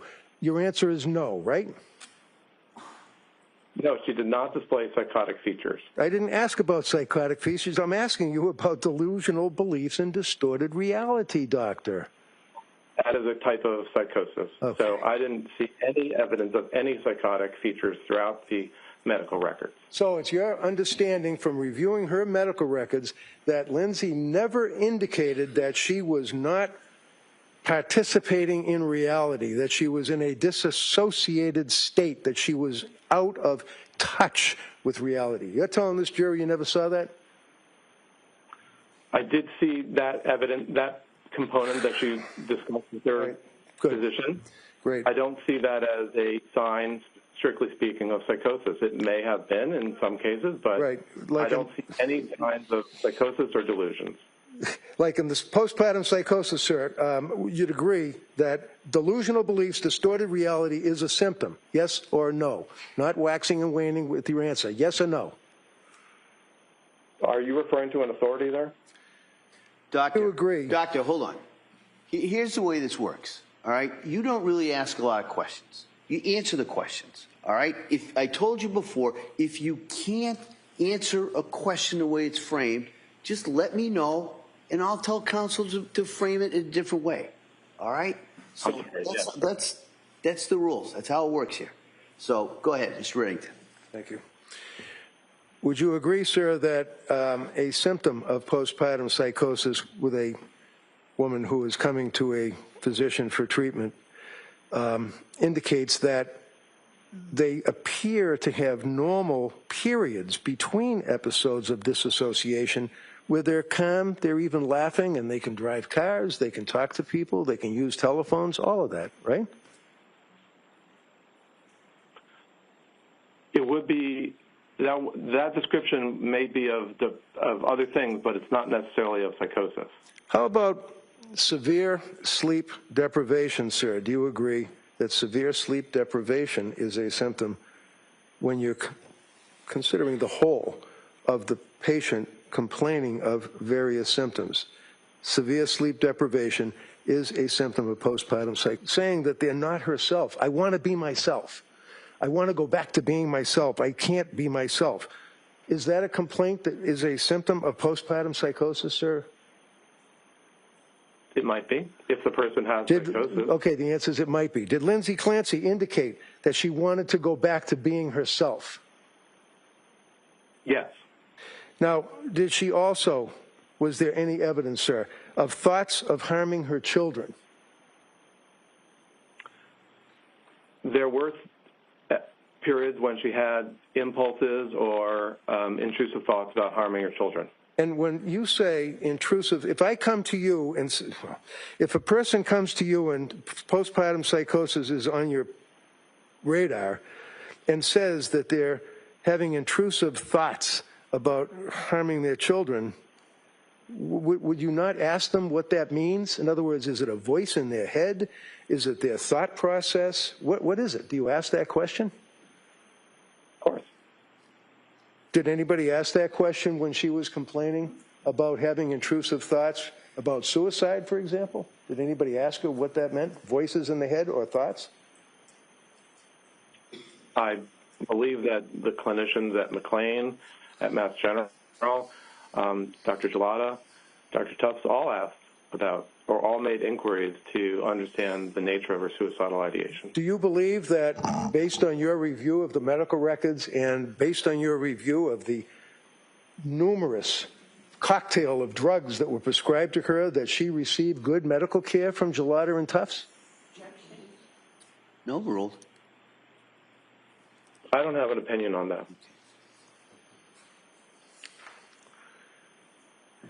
Did she complain that she was not herself and her family could see the change? Yes. Okay. Did she also complain of thoughts of suicide? Yes. Did she also have poor insight? I'm not sure that she had poor insight. Well, if you are looking at postpartum psychosis and the symptoms are 1 through 10, if a person is complaining to you as a doctor, and when I say complain, I don't mean complaining, I mean that's medical language, that they're complaining or giving you a symptom, of 1 through 9, that is a very, very strong indicia that the person is suffering from postpartum psychosis, is it not? 1 through 9, I'm not sure I can answer that question. Okay. How about blood tests? You think they're important when you're dealing with prescribing medications like Tufts was after a month? They can be. And do you think, sir, to a reasonable degree of medical certainty that a person should be given a basic blood test when you're prescribing these medications to them? No, overruled. There are some situations where blood tests are required or needed, and other times when psychiatrists may feel comfortable making prescriptions without such tests. So there is a further test that can be given that would actually determine whether or not a person's enzymes are reacting to the drugs, the narcotics that are being prescribed to them. Isn't that right? You say narcotics? Well, drugs, you know, sure. like sertraline or... Can you say the question again? Sure. Prescriptions. When a person is prescribed prescriptions, it is well within reason that a competent physician would, number one, take a simple blood test, right? It's possible. Okay. And I guess that's up to the doctor that you're seeing, right? Well, sure, or depends on what concerns the person may have, what's their medical history, what's your awareness of other factors that are affecting their biological health. So let's take Lindsay Clancy. Depends on which medication we're talking about also. Let's take Lindsay Clancy, for example, sir. The medical records that you reviewed when she's dealing with Tufts and Gelada, did they administer any blood tests to her at all? Not that I recall. Is there a further analysis that can be performed on the blood that is drawn from the woman when she sees the doctor to determine whether or not there are enzyme reactions to the prescription drugs that they're prescribed? There are tests that can be done to determine the relative degree of one enzyme or another and how much they would do in terms of breaking down the medications, if that's what you're talking about. Well, that test wasn't administered to Lindsay, was it? I don't think so. In spite of numerous, innumerable, which we won't have to go through, complaints that she had and her husband about what was happening to her as a result of her postpartum as well as postpartum depression, symptomology of postpartum psychosis in conjunction with the narcotics, the drugs, the prescriptions that she was given. They never did any further testing, right? Correct. How about thyroid? Is that something that's important to you as a doctor dealing with a postpartum depression or postpartum psychosis? Thyroid would be important to assess in a person complaining of mood problems, yes. Well, how about a woman who is complaining that during the postpartum, which goes on ad infinitum, is complaining of postpartum depression symptoms and or postpartum psychosis? It's important to check their thyroid level, isn't it? It would be important to check thyroid in multiple different psychiatric conditions. So the answer is yes, right? The answer is yes. Well, I'm not sure that specifically answers your question. I don't care. Thank you. That's all I have, Judge. Okay. Commonwealth redirect?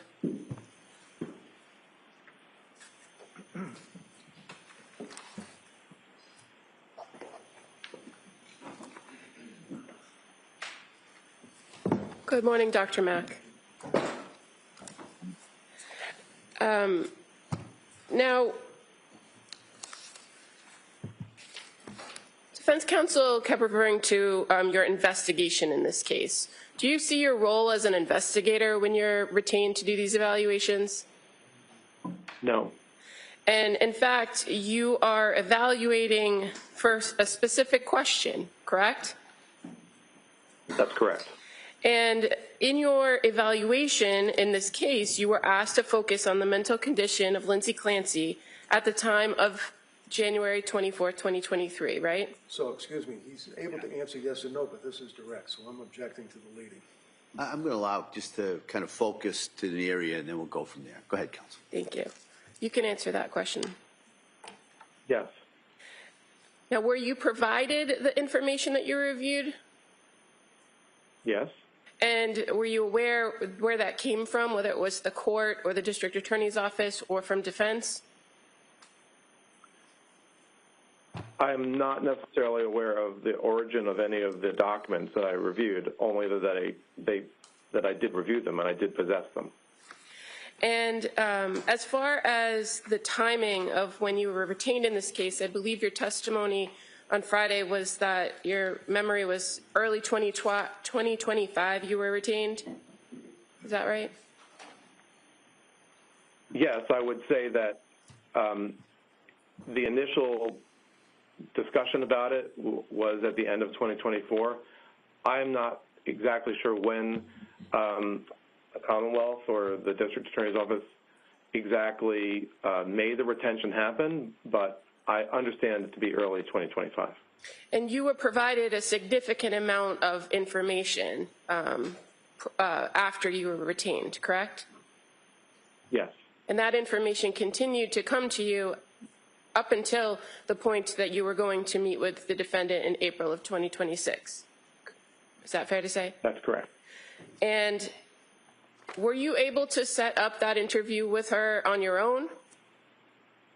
No. Is it your understanding that it had to be with the permission of the court and the parties? That's my understanding. And that date in April was a date that was provided to you as a date that you could go and speak with her, correct? Yes, the 2 dates, April 10th and April 12th. And in conducting these evaluations, is it standard or best practice to review as much information as you can prior to that interview? That's correct. And you were provided records from the Tewksbury State Hospital in the weeks prior to your interview. Is that fair to say? Yes. Now, when you're retained on cases, this case and any other, you're paid for your time and your work regardless of what your ultimate opinion is, correct? That's right. Can you explain to us the relationship that you have with Park Dietz and Associates? Yes. There are times that attorneys around the country go to Park Dietz and Associates seeking or asking if they have an expert in a particular field, and Park Dietz and Associates may be able to propose one expert or another who might be able to help that attorney or law firm. And so in your relationship with that company, you are simply an independent contractor, or are you employed by the company? Independent contractor. And fair to say, there's not kind of a group email that somebody can send out asking for experts on all these types of areas in which you testify, right? No, the Park Dietz and Associates would go to individual experts that they think might be appropriate for one or another case given the topic. Now, you were asked some questions about Dr. Halbrin, and I think last week on Friday you indicated that you didn't know him prior to working on this case. Is that correct? Correct. I had never met him. And so is he a name that was familiar to you in your area of general psychiatry? I knew that he was another expert that works with the Park Dietz and Associates group, but I had never met him. And in fact, he's not a general psychiatrist, is he?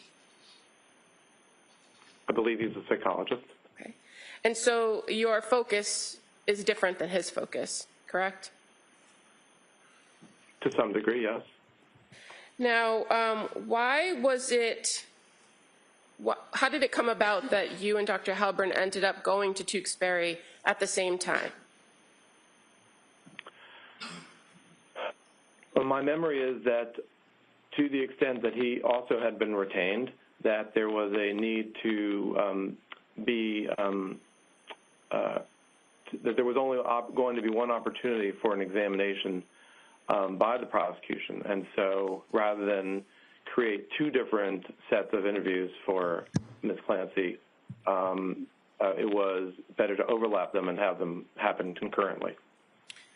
And in relation to the purpose of the interview with the person being evaluated, the defendant here, was there anything different about your approach and his approach as far as the information you were seeking to gather? Generally, no. As has been mentioned, he went ahead and did psychological testing on the second day. But other than that, it's still the same topic, the individual's mental health. And in regards to that particular, those days that you were there, it wasn't just you and Dr. Halbrin in the room with the defendant, correct? That's right. Who else was in the room? One person who served as a videographer, well, two individuals who served as videographers. Do you know who retained the videographer? I don't. And you're aware that Ms. Clancy was also on a one-to-one, so was there a staff member from Tewksbury close by, if not in the room? Close by, but not in the room. And the person who was conducting the video, they were in the room running the video the whole time? That's correct. And fair to say, as it pertained to taking breaks, you and Dr. Halbrin offered the defendant multiple opportunities to take a break, correct? Yes. And we made it clear that we could take a break any time. And she repeatedly declined a break, right? I recall that, yes. Okay. And that would be contained within the video that was running throughout the course of your interaction with her, correct? Yes. At this time, Your Honor, I'd like to present as the next exhibit the recorded interview with the experts. I see counsel at sidebar.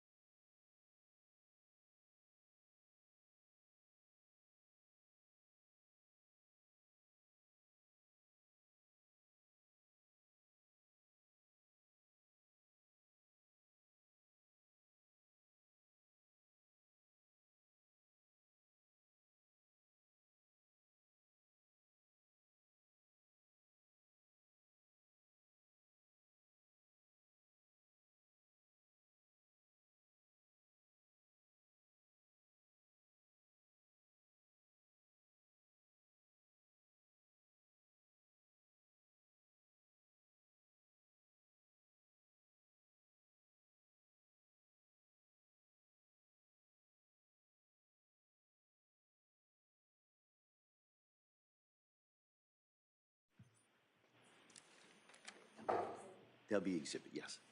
Exhibit 292. Okay, no objection? No. Dr. Mack, on cross-examination, you were asked about the LeBron case that you were involved in. You recall that line of questioning? I do. And in that case, you were retained by the state of Florida. Is that right? Yes, the executive office of the governor. And you offered an opinion in that case, correct? Yes. And was that testimony or by way of a declaration or a report? It was a report, and then there was a deposition. And so you were part of a hearing with the court in Florida to determine whether your ultimate opinions could be considered in the case, correct? I don't think that there was a specific separate hearing as to that point. Okay. My recollection is that in the phase of a summary judgment proceeding, that the use of my testimony was discussed in the summary judgment documents from each side. And then ultimately, your opinion wasn't utilized by the court, right? If I recall the statement of the court in the document, it was that Dr. Mack is not an expert in this case, or it may have said Dr. Mack is not a qualified expert in this case. And why was that? My recollection of the case, which is now almost 15 years ago, was that the information that I was aware of in terms of the rate of substance use in individuals who received TANF was nationwide and was not specific to Florida. And the issue was a Florida TANF case, right? Having to do with residents in the state of Florida. So as far as the limitations there and your testimony in these types of cases could be nationwide. In that particular case, it was just that you didn't have enough information about the residents in that state, correct? Well, that was Okay, if you can answer that, and then go ahead. my understanding is that that was one of the elements by which the court determined or made the statement that it did. Okay. And you were offering some opinions about your expertise in the area of addiction during that time period, correct? Yes. Okay.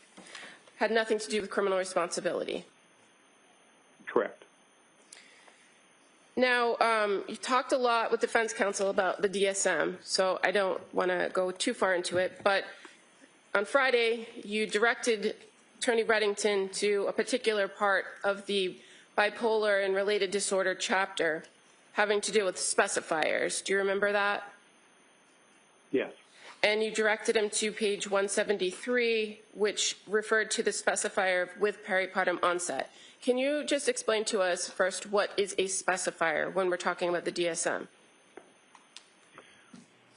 Specifiers are a way in which the DSM allows a diagnostician to highlight certain details of the individual's presentation. But as I was mentioning the other day, psychiatric classification nowadays refers to the larger presenting symptoms that the individual has, and specifiers can be added on.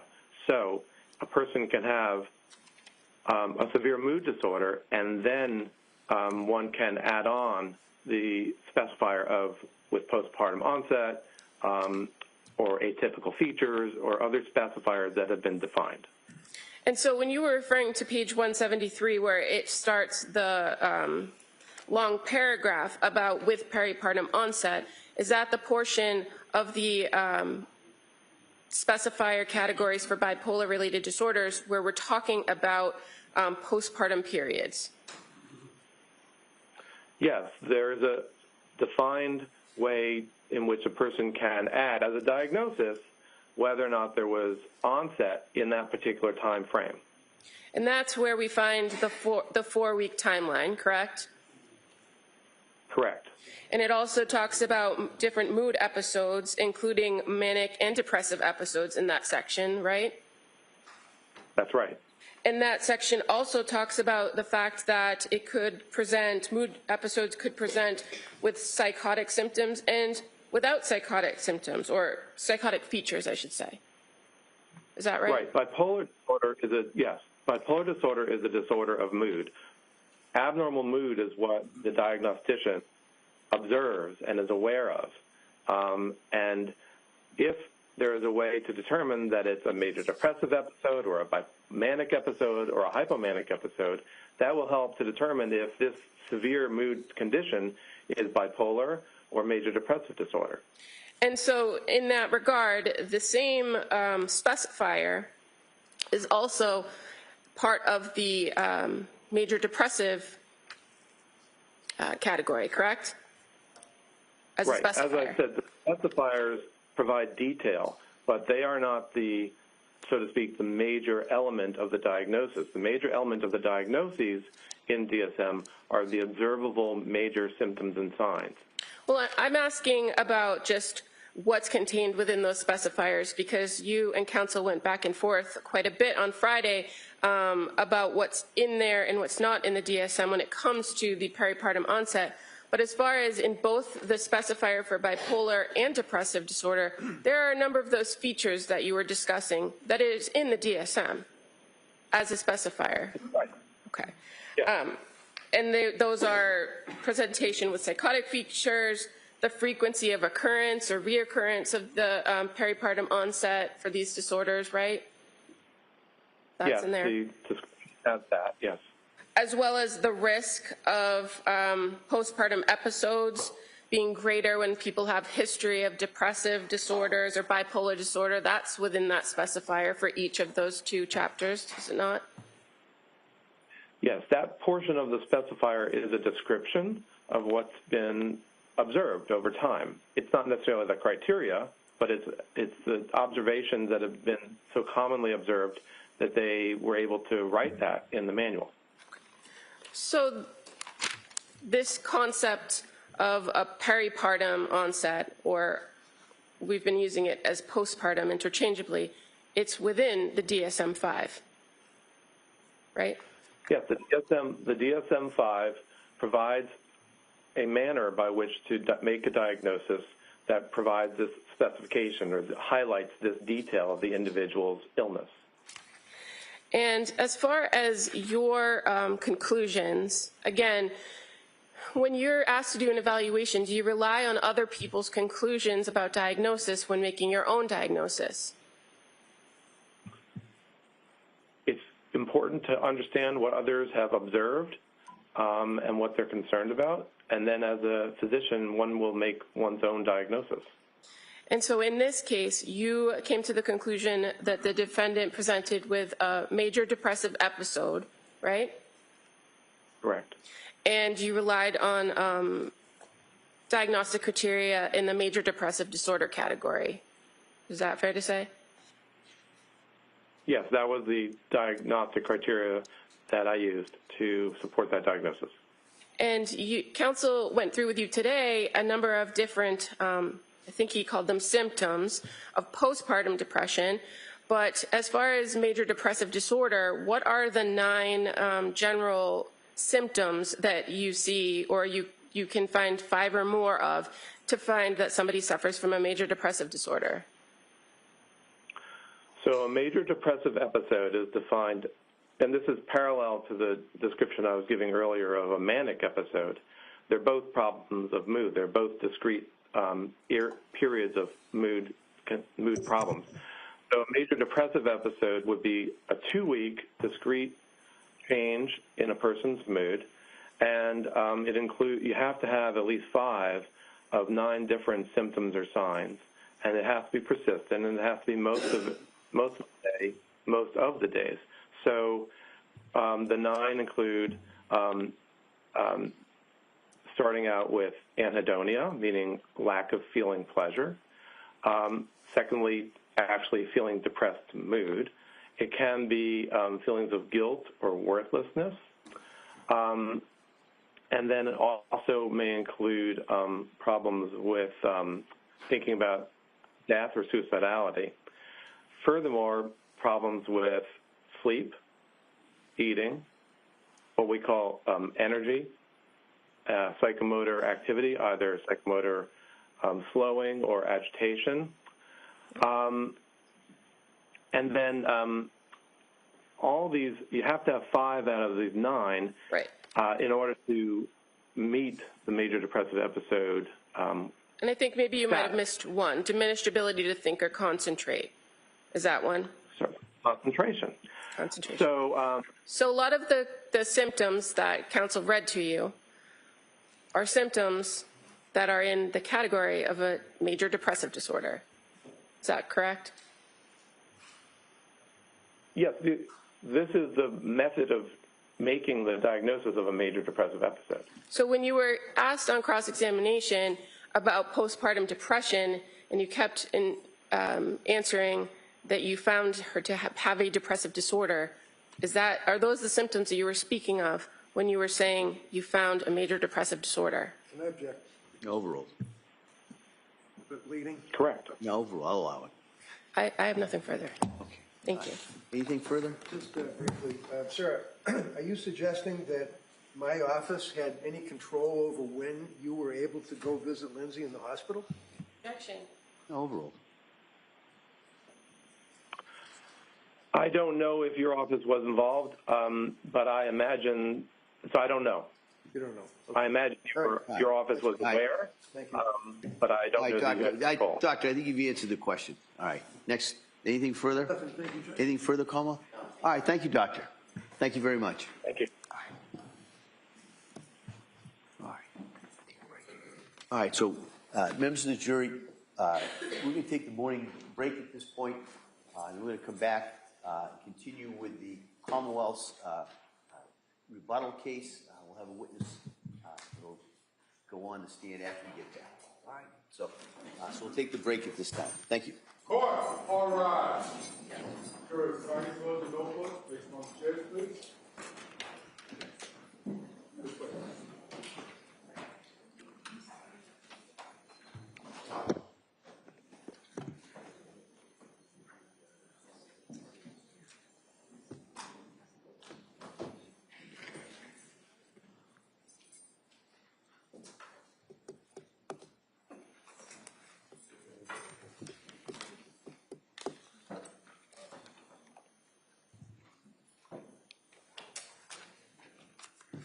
Jurors have exited the courtroom. All right. Anything we need to discuss before the break, Como? No, Your Honor. No, thank you. All right. So we'll be in the morning recess at this time. Thank you. Thank you. Court is in recess.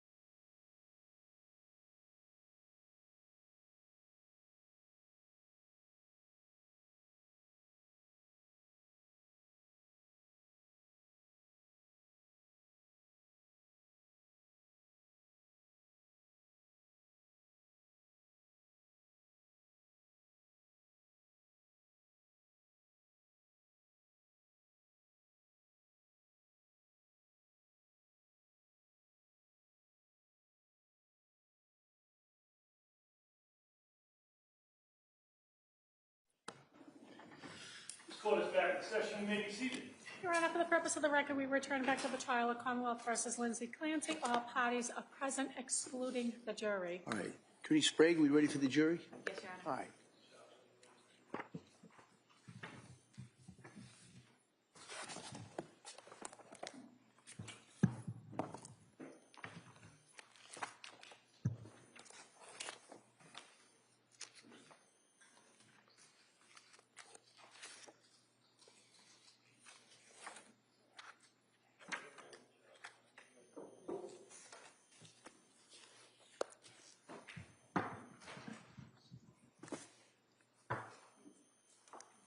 Court, all rise. Jurors entering.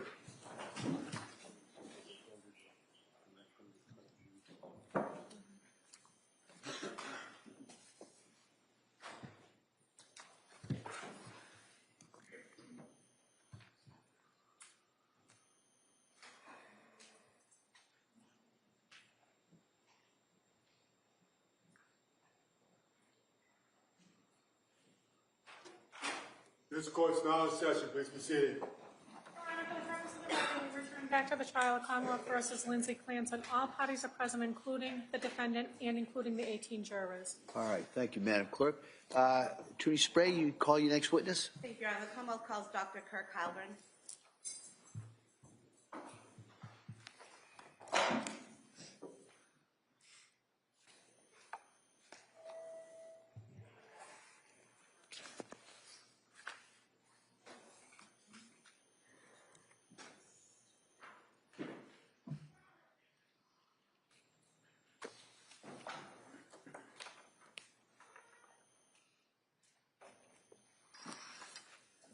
Good morning, sir. Good morning. You start right here. Raise your right hand to the clerk, please. Good morning. Do you solemnly swear that the testimony in the evidence you shall give to the court and the jury in the matter now pending between the Commonwealth and the defendant will be the truth, the whole truth, and nothing but the truth? So help you God. I do. Thank you, sir. You can have a seat. Watch your step, please. All right. Good morning, Doctor. Good morning, sir. All right. I'm going to ask you to keep your voice up so the jury can hear you. And with that, Attorney Sprague. Thank you, Your Honor. Good afternoon. Can you please state and spell your name for the record? Yes. My name is Kirk Heilbrun. That's spelled K-I-R-K, and then H-E-I-L-B-R-U-N. What is your occupation? I'm a psychologist. I am in the Department of Psychology at Drexel University in Philadelphia.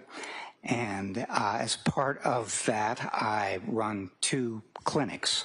One is a clinic where I conduct psychological evaluations for, thanks, sir, for courts and attorneys, and the other is what we call the Reentry Project, where we provide assessment and treatment services to individuals who are either returning from federal prison or under the jurisdiction of a federal mental health court or have been exonerated following a false conviction. And do you specialize in certain areas of psychology? Yes, I do. I'm a forensic psychologist, and that means that I take the application of clinical psychology and I apply it to legal proceedings in criminal and civil matters. Can you describe your training in clinical psychology? Yes, I can. I received a doctoral degree from the University of Texas at Austin in 1980, and as part of that, I received training in various sorts of assessment and treatment and therapy and research and things like that. And then also as part of that, I was involved in a full-time internship between 1979 and 1980 at the University of Texas Health Science Center at San Antonio. And did you receive specialized postgraduate training in forensic psychology? I did. I received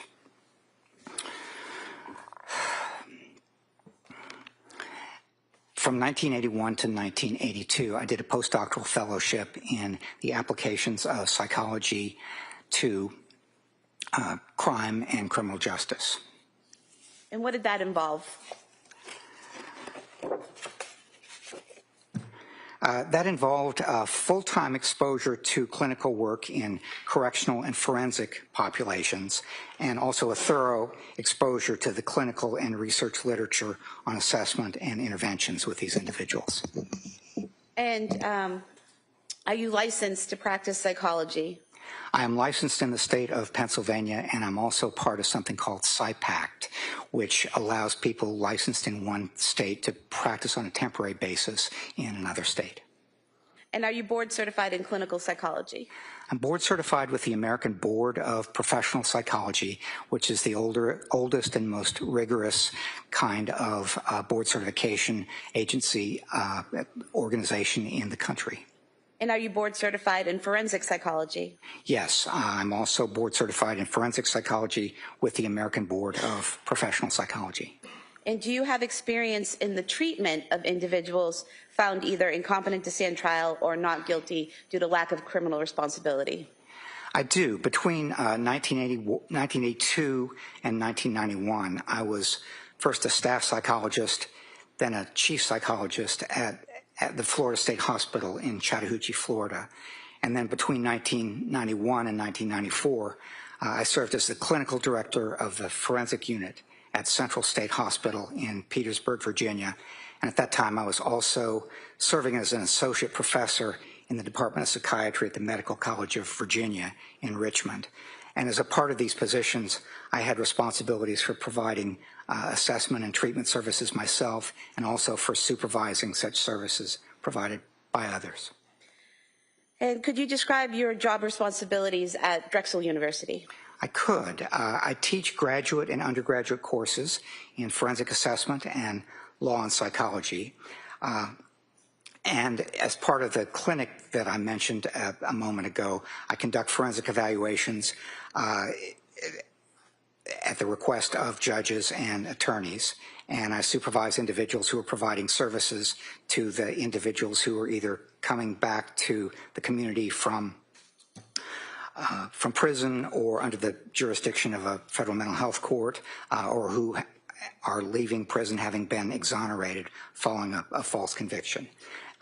And finally, I conduct research and supervise students who are working in psychology and law areas.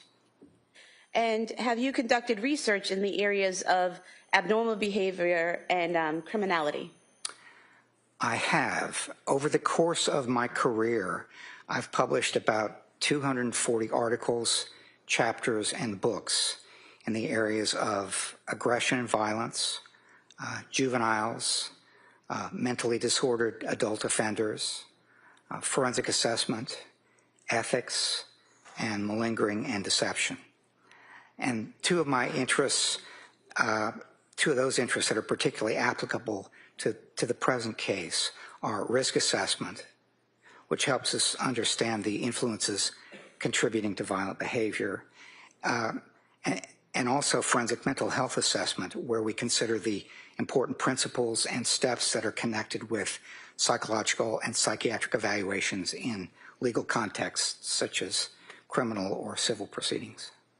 And are you involved in providing continuing education to mental health and legal professionals?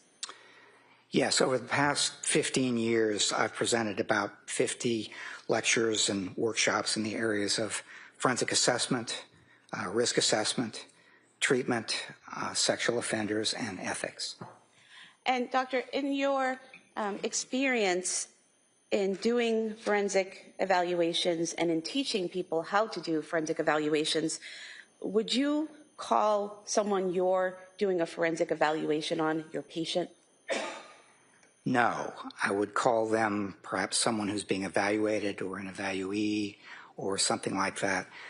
They're not a patient because the role of therapist in treating a patient is different from the role of a psychologist or psychiatrist in conducting a forensic mental health assessment.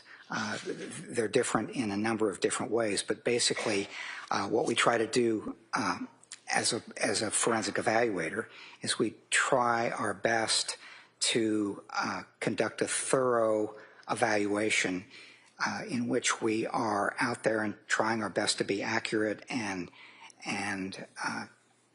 just come up with something that is as true and accurate as we can possibly make it in terms of evaluating the questions that were asked. When we're working as a therapist, basically we're working to help somebody improve in their in various kinds of difficulties that they're having in life, symptoms, problems, and that sort of thing. And the two can conflict sometimes because as a therapist, I just want to do my best to help somebody. As a forensic evaluator, I want to do my best to be as accurate and open and thorough as possible, even if it doesn't necessarily help someone. And seeing as you've treated patients and you've conducted forensic evaluations, would you conduct a forensic evaluation on one of your patients if requested? I would not, no. If I were asked to do that, I would explain that those are two different roles, that there is very likely a conflict of interest that could arise if I try to do both, and I would refer whoever requested it to another individual to conduct the evaluation. And have you testified in cases as a witness on issues like competence to stand trial, criminal responsibility at the time of an offense, civil commitment, and other areas? I have. Over the course of my career, I've testified about 330 times. With adults and juveniles, the issues have included things like transfer and sentencing, competence to stand trial, mental state at the time of the offense, civil commitment, and personal injury. I've testified on behalf of both the defense and the prosecution, and I've been qualified as an expert in juvenile criminal and civil litigation in both state and federal court. And I estimate that over the course of my career, I have conducted about 75% of the time I've conducted an evaluation and testified on behalf of the defense. And the remaining 25% have been conducted and testified on behalf of the prosecution or by order of the court.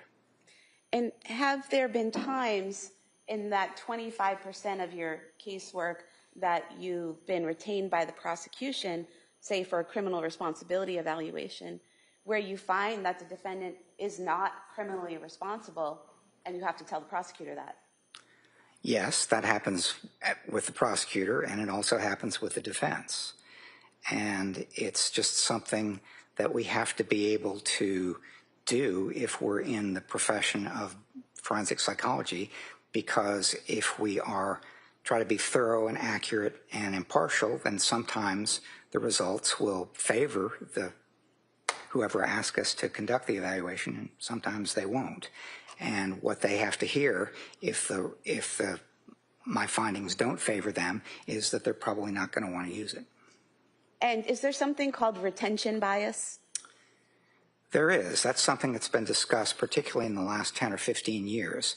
And there are a number of different kinds of biases that the field has paid particular attention to, potentially, over the last 20 years or so. And retention bias is the bias that is a part of what we can experience when we want to or inclined to favor the side that asks us to conduct the evaluation. And that's an important consideration. And I'm aware of it, and I try to guard against it as much as possible by talking with others, getting multiple sources of information, and a variety of other ways of doing that. So when you conduct a forensic evaluation, you're actively guarding against having that retention bias? Yes. Now, have you specialized in any particular diagnosis or type of offense or legal question? I have not specialized in that way. Most of my forensic evaluation experience has been with criminal and juvenile matters, and they have often included alleged crimes of violence, but I haven't specialized in any particular kind of mental or emotional disorder, any particular kind of crime, anything like that. And when you say criminal and juvenile matters, are you referring to adults as the criminal portion and juveniles as juvenile? I am, yes. Okay. And do you find that there's a benefit to not focusing in on a particular illness or diagnosis or type of offense? Yes, I do. Among the biases I talked about a minute ago, there's something called confirmation bias. And basically that's if you make up your mind earlier or incline toward one particular diagnosis or anything like that, then there can be a real problem, because when you get conflicting information, that is information that's not consistent with that decision that you've made or leaned toward early on, then the problem becomes you pay attention to the information that's consistent with it and you stay away from the information that isn't. And so in some ways, for me, not specializing gives me an advantage, because what I can do is come in and not be inclined toward any particular diagnosis or possible answer to a particular set of questions or a particular hypothesis or anything like that. What I can do is do my best to look at the different possibilities, and when there's evidence favoring one or supporting one, I'm inclined toward that. And when there's not, then I set it aside. And have you had leadership experience in your field? I have, yes. I served as the chair of my department at Drexel for 15 years, and I've also served as the president of two national organizations, the two that are most strongly associated with forensic psychology in this country. One is the American Psychology Law Society, and the other is the American Board of Forensic Psychology. Your Honor, I'd move to submit Dr. Halbern's CV as the next exhibit. That may be admitted.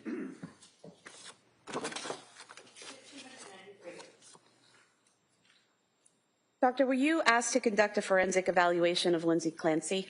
I was, yes. And what did that entail, that forensic evaluation?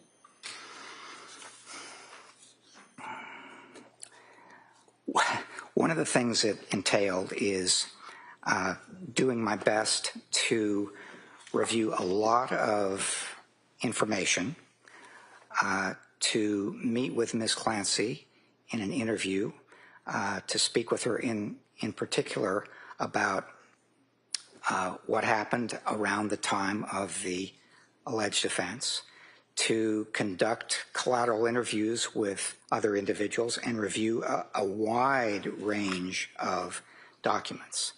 And so I have been reviewing documents since January of 2025. I had the opportunity to meet with Ms. Clancy in April of this year, 2026, and at that time spent 3 days with her along with Dr. Abram Mack. One of those days, which was video recorded, we talked about her background and a lot of information like that. The second day, where I met with her myself and did not video that because some of these psychological tests are private and they should not be videoed. So we did some psychological testing during that second day, and then on the third day, back with the video, back with Dr. Mack, we talked with Ms. Clancy about the things that she was thinking and feeling and doing around the time of the alleged offense. And so I mentioned that I reviewed records. I've got a report sitting in front of me, and those records are spelled out over 4 pages, so I'm not going to run through the whole list with you. But those records did include things like cell phone records, the defense expert forensic psychiatric evaluation reports by Dr. Resnick and Dr. Spinelli, some Department of Children and Family records, digital forensic records including texts and information that was provided by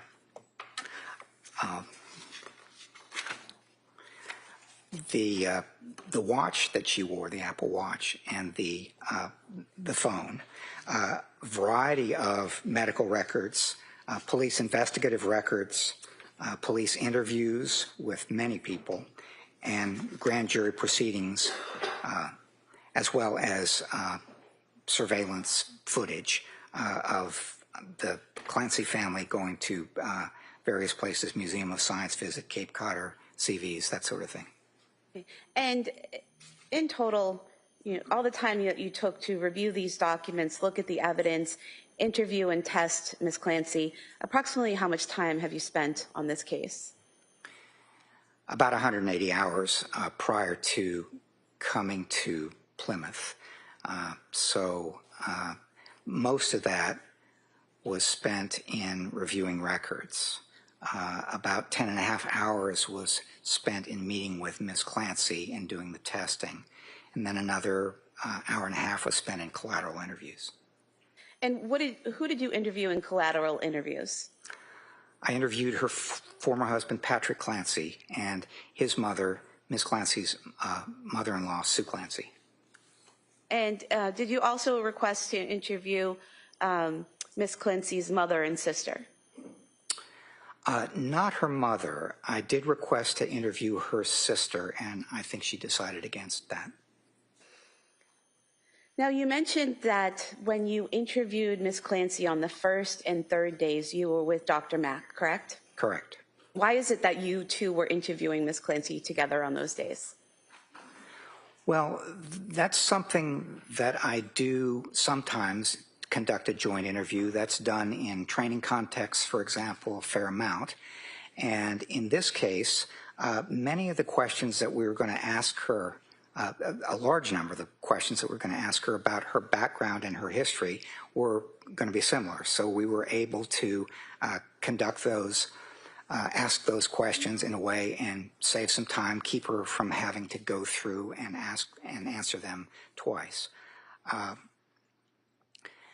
Then the third day, again, many of the questions that we were going to ask had to do with her thinking, feeling, and behavior leading up to the time of January 24th.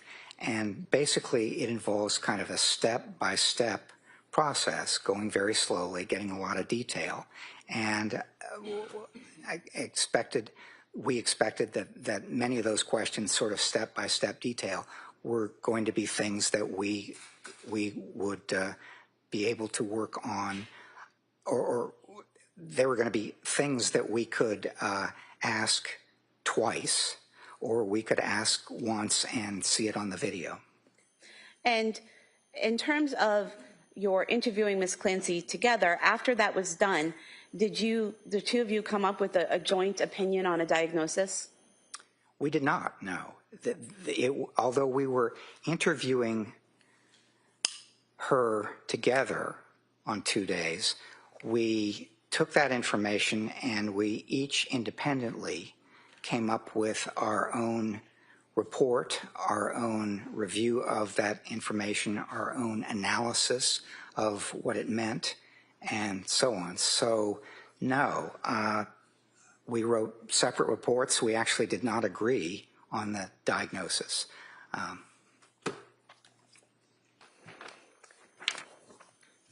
Now, if we could have the PowerPoint.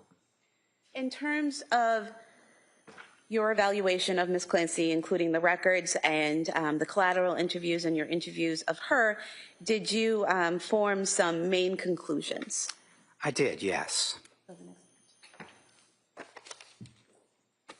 And if you could tell us, what were your major findings regarding Ms. Clancy's mental health history before September of 2022?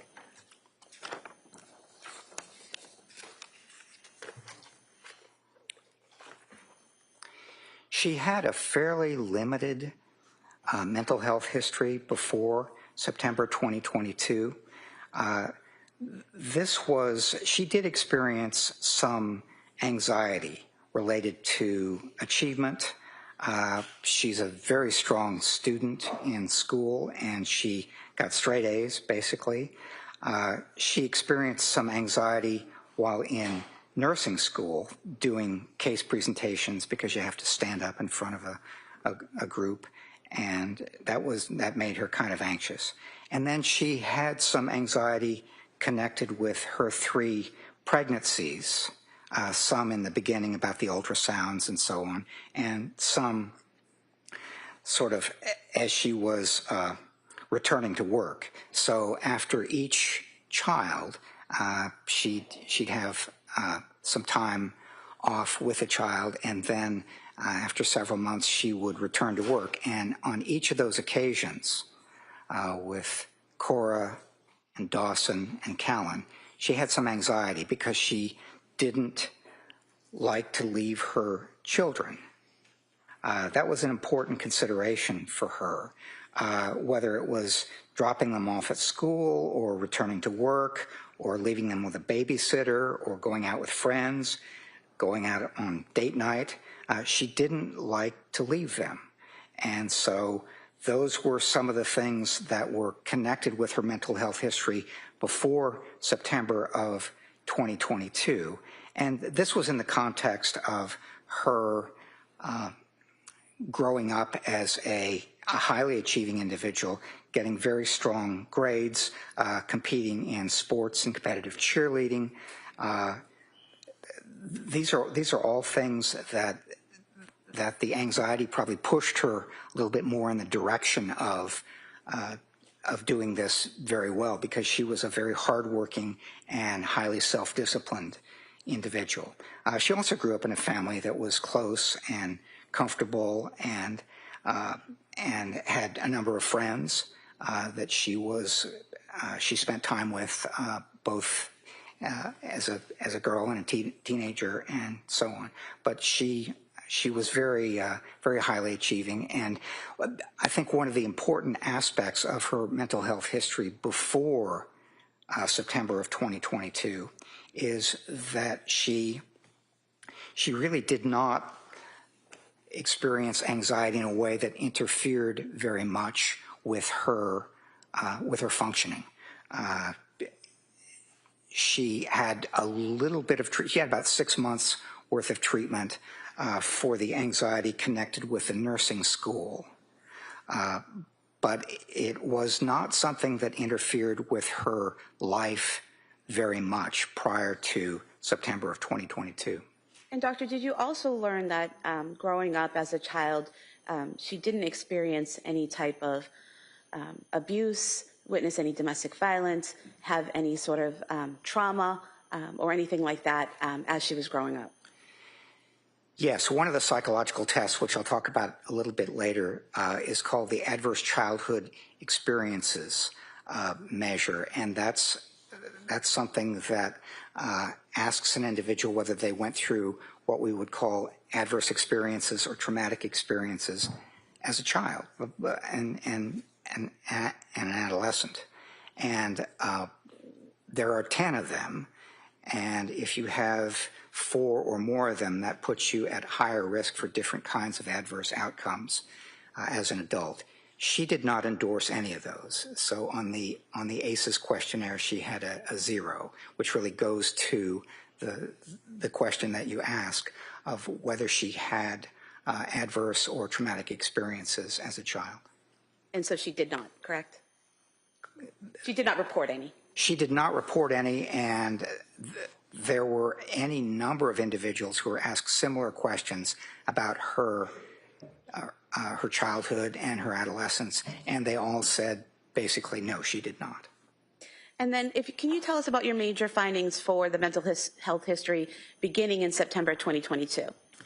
Yes, I can.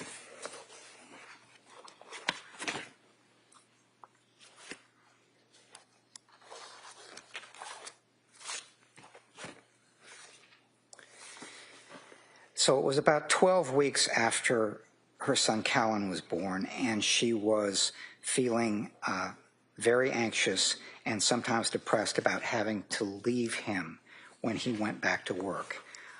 There were 2 reasons for that. One is that she had felt anxious about leaving her children on a number of occasions and with the previous kids. But the second reason was she was breastfeeding and Callan was not taking the bottle. And so she was worried if she went back to work. She worked as a labor and delivery nurse on the night shifts. And she was worried that if she left Callan home and he woke up in the night and wouldn't take the bottle, there would be a problem. And so that was what got her particularly anxious. And what happened was she searched for a psychiatrist, found one, Dr. Jennifer Tufts, in September, and went to Dr. Tufts and got a prescription for Zoloft she wanted to reduce her anxiety somewhat. And she didn't begin taking it immediately. She was a little bit worried about the impact that it might have on the breast milk. But sometime in October, she began taking the Zoloft. And things started getting very difficult at that point. And doctor, did you learn how things became difficult from the records in your interview of her? I did, both of those, and from, I guess you could say the records, because a number of people had talked about that, including her husband, Patrick, and I also got some of that information from him as well during the collateral interview. And what did you learn?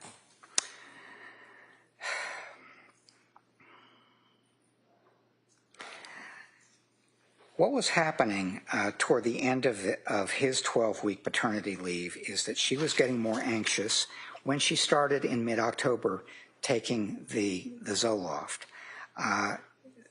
She immediately began to have some difficulty. The anxiety did not get better. In fact, it got worse. There were some symptoms of depression. She immediately started having some really difficult insomnia. And felt a lot of stress and so on. And so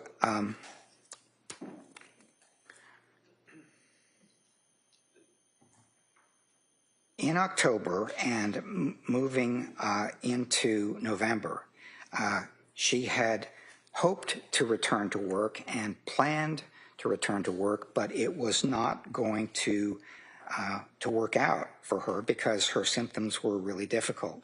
So in the middle of November, she texted her mother-in-law, Sue Clancy, who was at work, also a nurse, and she was in the emergency room at South Shore Hospital. She felt unwell. She was having problems sleeping. She had a racing heart. She had lost some of her appetite. Continuing into November, she was struggling with anxiety, severe insomnia, palpitations. She was just having a lot of difficulty with the thought of leaving the baby, racing thoughts, feeling overwhelmed, and things like that. So moving further into November, into late November, she was just having real difficulty with sleep disruption, and she had concerns all along, starting in mid-October, about the impact of the medications. It was her thought that the medications were giving her some of these adverse reactions because it was really difficult for her to look at this and say, I wanted to get some improvement in the anxiety, and I did not. Instead, it got worse. And so late in November, she was still having a lot of trouble sleeping. She thought that she was close to what she called the end of her rope. She was feeling off and disconnected and sort of like a zombie, and she began to report panic symptoms, concerns about being addicted or dependent on the benzodiazepines, some kind of disoriented and forgetful and disconnected from her body. So she was having a lot of difficulty with what she thought were the medication that was resulting in this kind of impact. And then into December, it was not getting better. And sir, if I could just interrupt you. Yes. On your PowerPoint here, are we still on number 3 here, or have we moved on? I don't know as he finished his answer. Why don't you come in focus? Are we still on number 3, or have we moved on? We're still on number 2, okay. but I'm also slipping in a little bit of number 3 as I answer number 2. Okay. And if you could please continue describing what was happening in December of 2022. Yes. Around this time, late November, early December, she began to experience what she called horrible, intrusive thoughts. And those thoughts were about harming herself, potentially. And as she continued to experience these kinds of thoughts later into December and January, they would occasionally be about harming the children. But for the most part, particularly early on, these were thoughts about possible suicide and harming herself. And the way she described it is these thoughts would just pop into my head, and they included things like, your brain is damaged, you need to kill yourself. Now, the way she described these is they were not auditory hallucinations.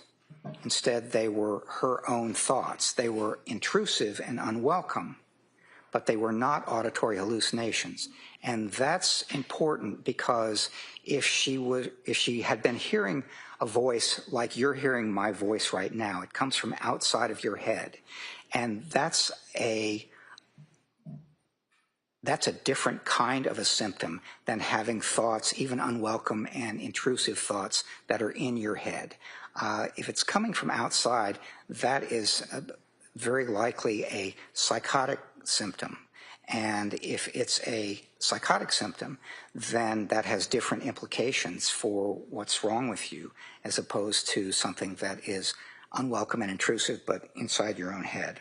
And doctor, the way she described these thoughts that she was having in December about harming herself, in the medical records and in her conversations with you, she described those as unwelcome but internal thoughts, correct? Yes, that's right. It was important because of what I just said that I asked her the question, when you were experiencing these thoughts, were they like your own thoughts or were they like auditory hallucinations? And she said they were like my own thoughts. And she made it clear that they were unwelcome and intrusive, but they were like my own thoughts. And she didn't get to talking about experiencing auditory hallucinations, as I will talk about a little bit later, until January 24th.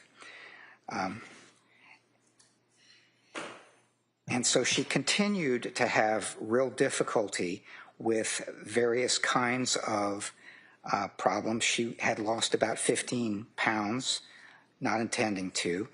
She was having tremors and sweating and GI symptoms and sadness, severe depression, that sort of thing, as she described it. Feeling numb and zombie-like were her words, again in December. And then by middle December, it was getting very difficult for her as she talked about it.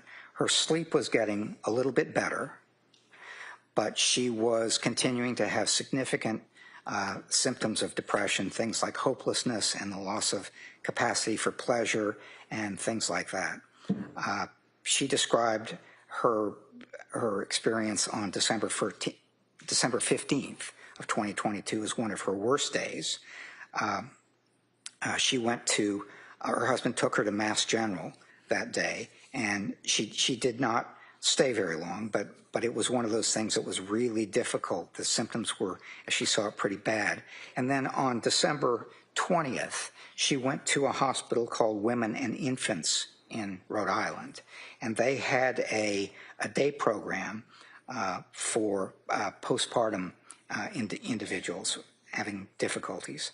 And they said that they weren't going to take her, that she didn't meet their criteria for the postpartum program. Generally, that was because they said that she looked like she was having general anxiety symptoms and depressive disorders, but not so much the postpartum necessarily. And Doctor, if I could just stop you No, Yes. a moment. You finished with that description of what information you got from that provider? not quite, Judge, but almost. Okay. I apologize. Yes. You can finish. So she was not going to remain in women and infants, and the next step that she took was hospitalization at McLean. And so if I could ask you a follow-up question now, before we Yes. go on to McLean, Yes. about women and infants. Were you able to review the women and infants records? I was, yes. And looking at the women and infants records, on page 9 I have here, it states that patient was offered several options for her, including inpatient treatment for medication management, a partial hospital program focused on general mental health, or continued outpatient management. Patient plans to follow up with her outpatient provider for guidance. So even though they said she didn't necessarily fit into their postpartum program, they did offer her 3 other programs, correct? They did, yes. And her response, Ms. Clancy's response, was that she was going to discuss that with her provider for guidance, correct? Yes. And in reviewing the records of Dr. Tufts and Rebecca Gelada, did you ever see any mention of the defendant actually following through with that and discussing with them those 3 options that were offered by women and infants? No, what I saw is that they were back to being treated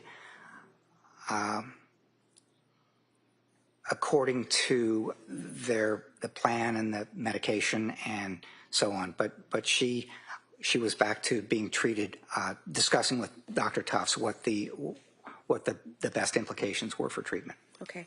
And then you were about to talk about what happened at McLean. So if you could please tell us what you learned about McLean and how that was impactful to your analysis or your evaluation. Yes. She was admitted to McLean on January 1st of 2023. And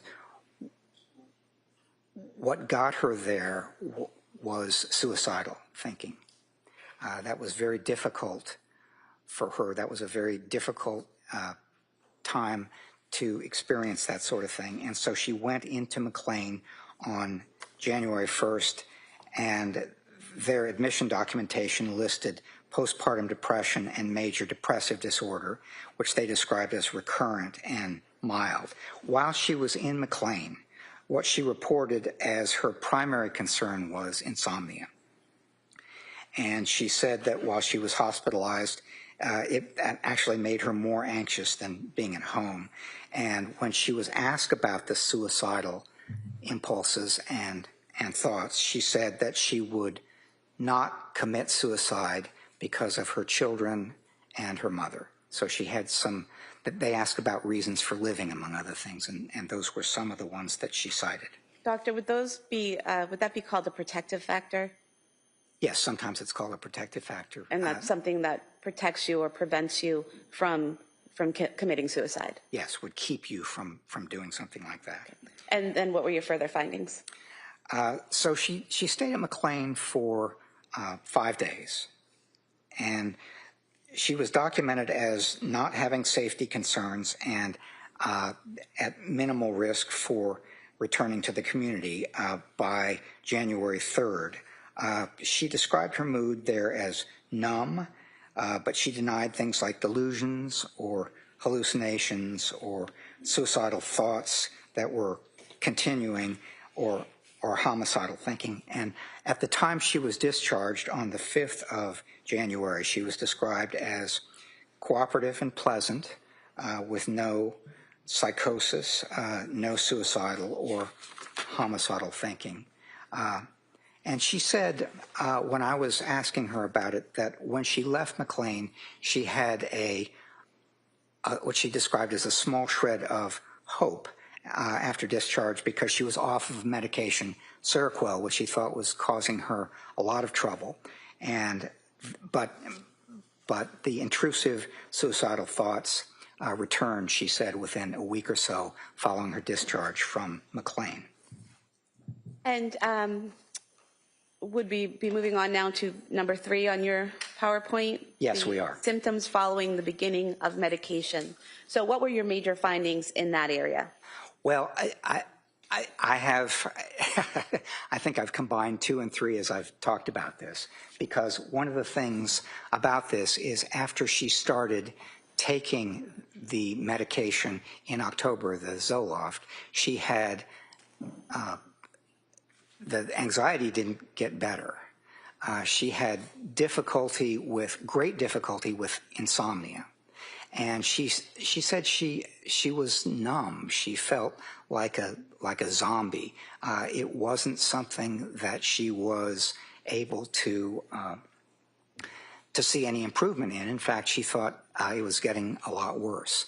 And so basically, what she thought is that the symptoms that she was experiencing following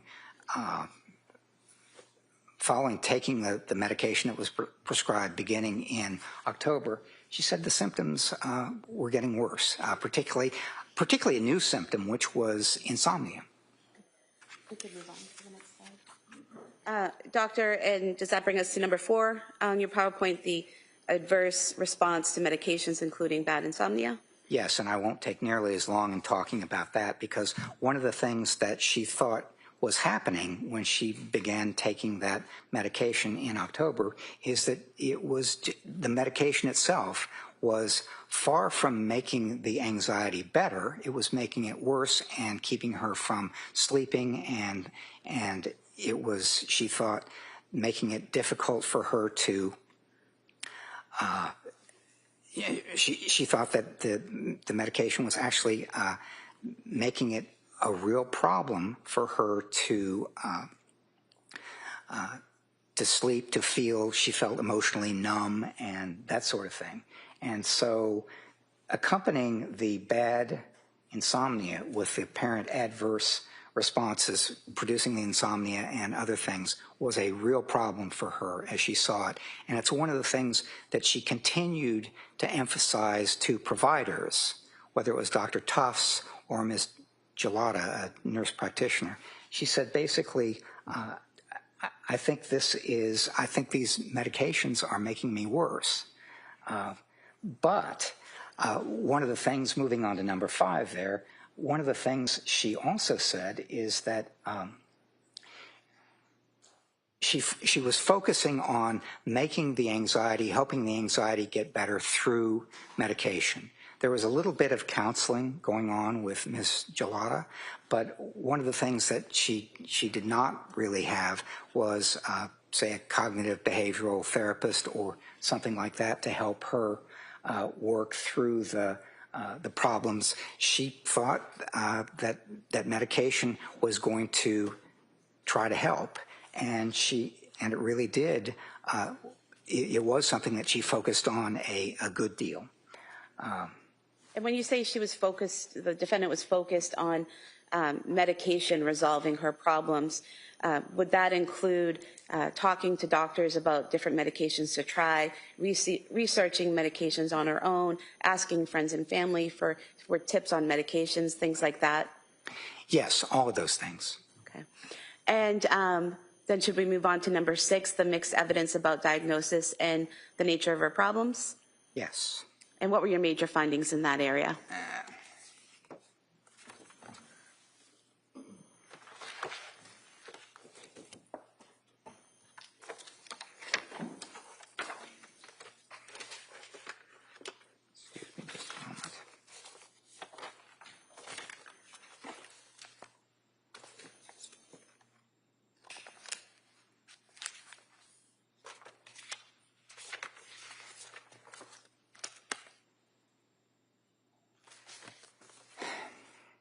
Over the course of the time that she was going through these experiences between mid-October and late January, she'd had a lot of providers offer a lot of diagnoses.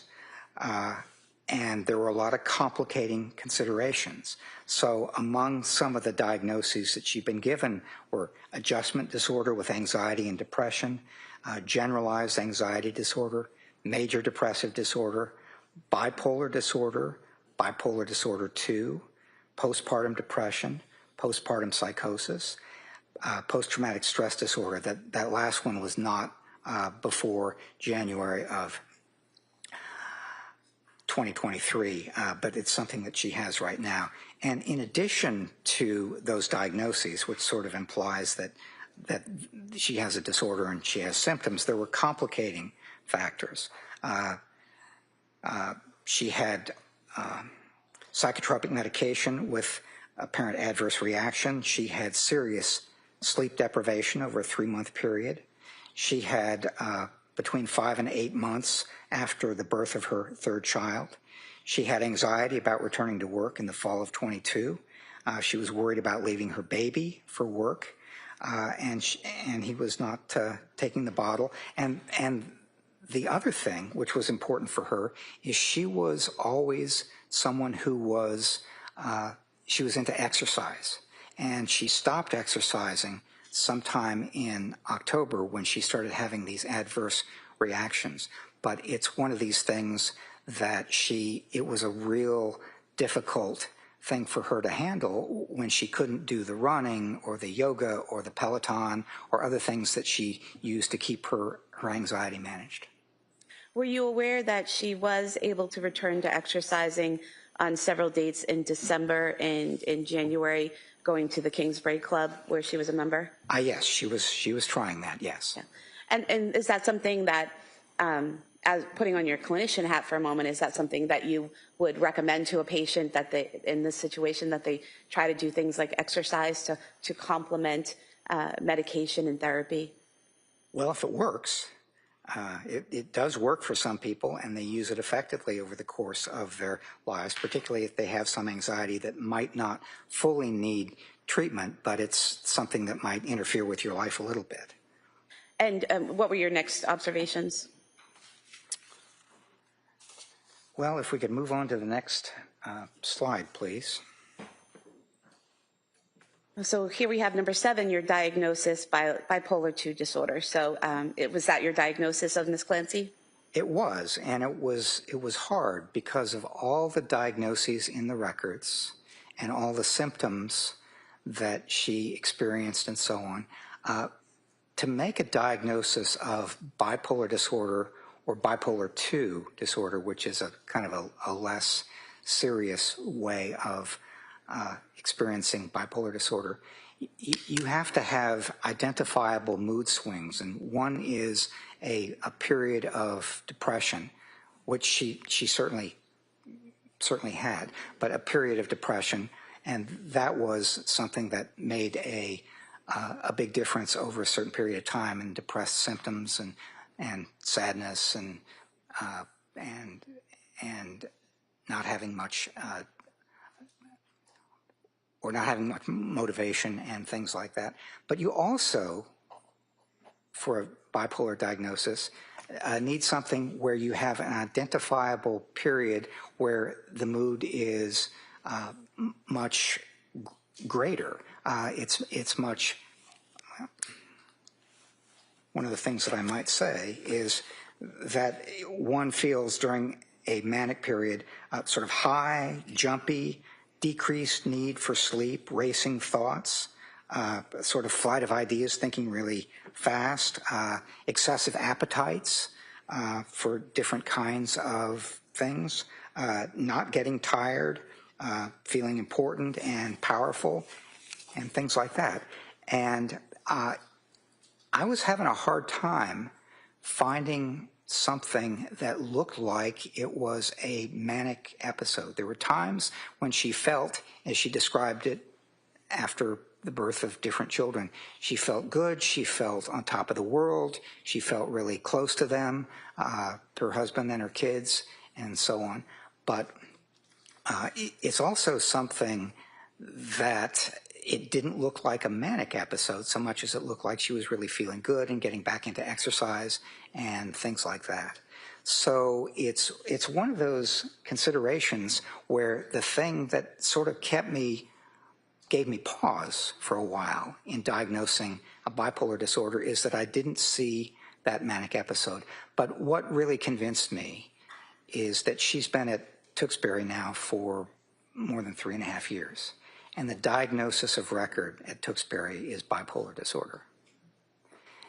And they are, as I read the records, very careful about what they prescribe and how much, and various other kinds of considerations. And one of the things that the records reflect is that when she was on some medication that's prescribed to help stabilize her mood, and it was discontinued for medical reasons, she had a kind of immediate response to that, which is to say, she noticed it, and that's a consideration as well. So I ended up with making a diagnosis of bipolar II disorder, which is a slightly less, not slightly, it's a less severe form of bipolar disorder.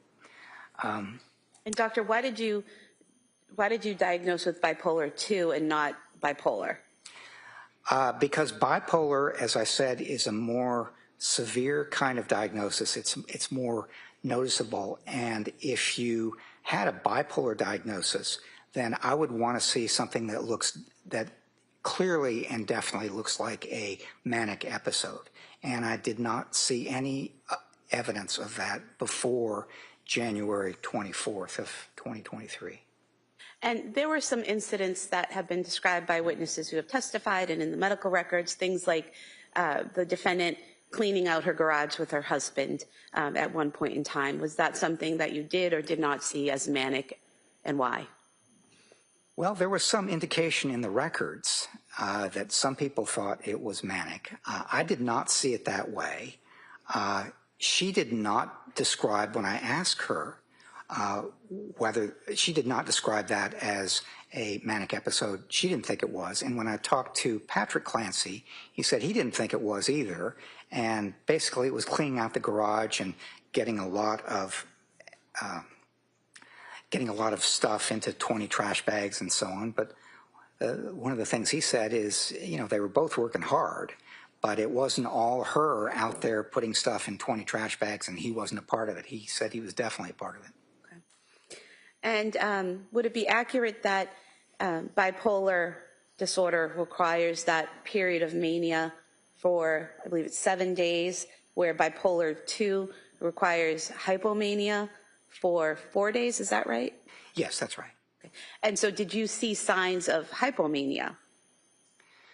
Well, that's something where it's less clear that it's manic, and that's one of the things that inclined me toward bipolar II is I just did not see signs that were clearly manic episodes, but it looked like something that it possibly could have been a less serious or less severe manic episode.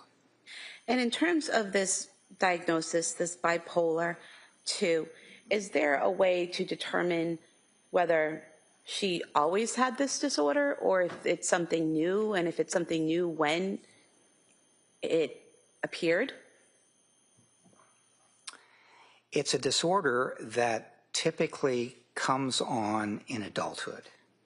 It's not something that you have as a kid or even for the most part as an adolescent. It's something that you start to show the signs of when you are in your 20s or 30s. Okay. And so at this point, would it be time to move on to number 8 on your PowerPoint? Yes. Which would be criminal responsibility evaluation, so mental state and legal standard are relevant. So what were your findings on number 8?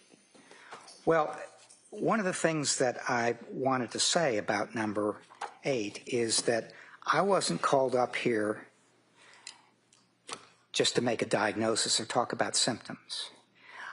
This is a criminal responsibility evaluation. And one of the things that I take a look at very carefully when I'm doing something like this is what's the standard for criminal responsibility in the jurisdiction.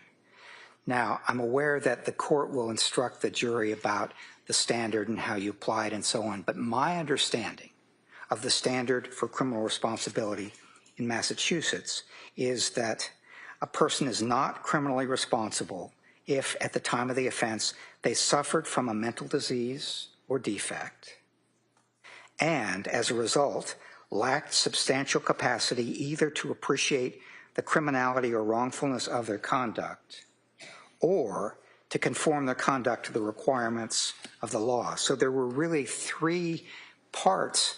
There really are three parts to that criminal responsibility standard. The first is mental disease or defect, and that's one of the reasons why I've paid so much attention to the symptoms and when they began and things like that. But the other thing that I try to do is take those symptoms and see how they affect somebody, in this case Ms. Clancy's, capacity for knowing that something like this was illegal or wrong, or how they affected her capacity for conforming her conduct to the requirements of the law, which I think of as kind of controlling her behavior. And to determine, is that something that those three elements are those things that you kept in mind throughout your evaluation of the records and your interview of the defendant and the psychological testing that you did? It is, yes, and it's something that I put on page 1 of my report because I always try to do that to try to make it as clear as I can that this is something I'm paying attention to throughout the entire evaluation. So that's your mindset when approaching the evaluation of Ms. Clancy? It is, yes. Okay. And so what types of psychological testing did you do with Ms. Clancy?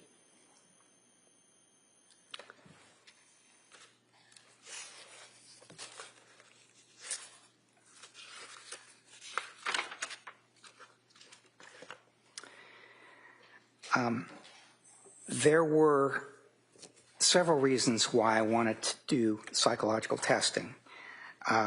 One is what we call response style. In a matter like this, somebody like Ms. Clancy during an interview could respond what we call reliably, which is within the limits of her memory, as accurately as she possibly can. But there are other response styles. One is that somebody could do what we call exaggeration or even fabrication. Sometimes that's called malingering, which is they distort or they take the kind of report that they do and they exaggerate or even fabricate the severity of what they are experiencing. And then the other kind of response style is to underreport, basically to say, I'm going to minimize or even deny things that I actually experience. So response style is always important in doing a forensic evaluation like this, and I paid attention to it. And one of the psychological tests that I administered, something called the Minnesota Multiphasic Personality Inventory, has scales that allow me to look and say, is she being kind of reliable, or is she exaggerating or fabricating, or is she minimizing or denying? So that was one of the reasons that I wanted to do these tests. The second is I wanted to pay attention to possible symptoms of what we call severe mental illness, things like hallucinations or delusions or mental disorganization. They can't really kind of focus on what's being discussed so much as you tend to get off track or have tangential speech, which is kind of running off the topic and going to different ways and so on. Cognitive disorganization is another speech. There's also review of her reported symptoms around January 24th of 2023, and I wanted to ask her questions in a fairly comprehensive way about that. There are other symptoms that she was experiencing reportedly, depression in particular, and I wanted to know how depressed she was feeling. And so that was something that I could also measure with these psychological tests. And then finally, suicidal thinking was quite important. and I wanted to ask her questions about her thinking and feeling and behavior related to suicide, kind of leading up to January 24th and then around that time. So these are all reasons why I gave her psychological tests. Could I have you pause there for just for a moment? Yes. I'm not sure if it's a good time This is to a good break. time to break. All right, why don't we do that? Thank you. All right, so members of the jury, we're going to take the afternoon recess at this point. You know my instructions, so they're going to be the same. Don't talk about this case. Don't do any research about this case. Don't listen to anything about it. Don't read anything about it. Have a nice break, and we'll have you come back here about 2 o'clock. Okay? Court, all rise. All rise, please. Good. Close your notebooks, place them on your chair. This way, please.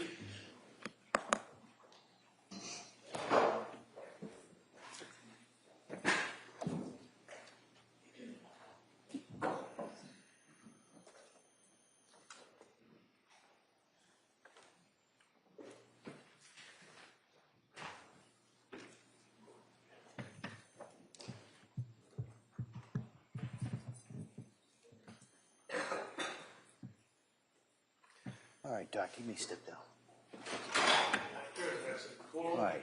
Anything we need to address before 2 o'clock? All right. So we'll be in recess till approximately 2 o'clock.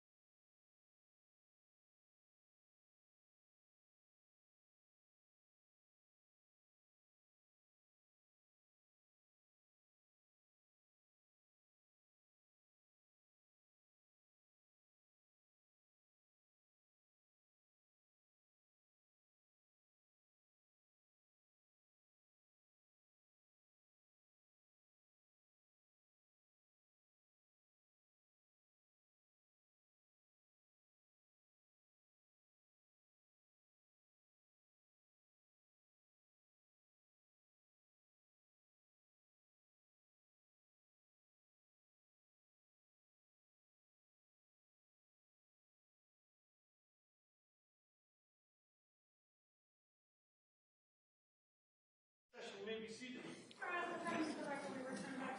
Commonwealth versus Lindsay Clancy. All parties are present, excluding the jury. All right, counsel, we all set for the jury? Yes, Your Honor. All right, yeah, bring him in.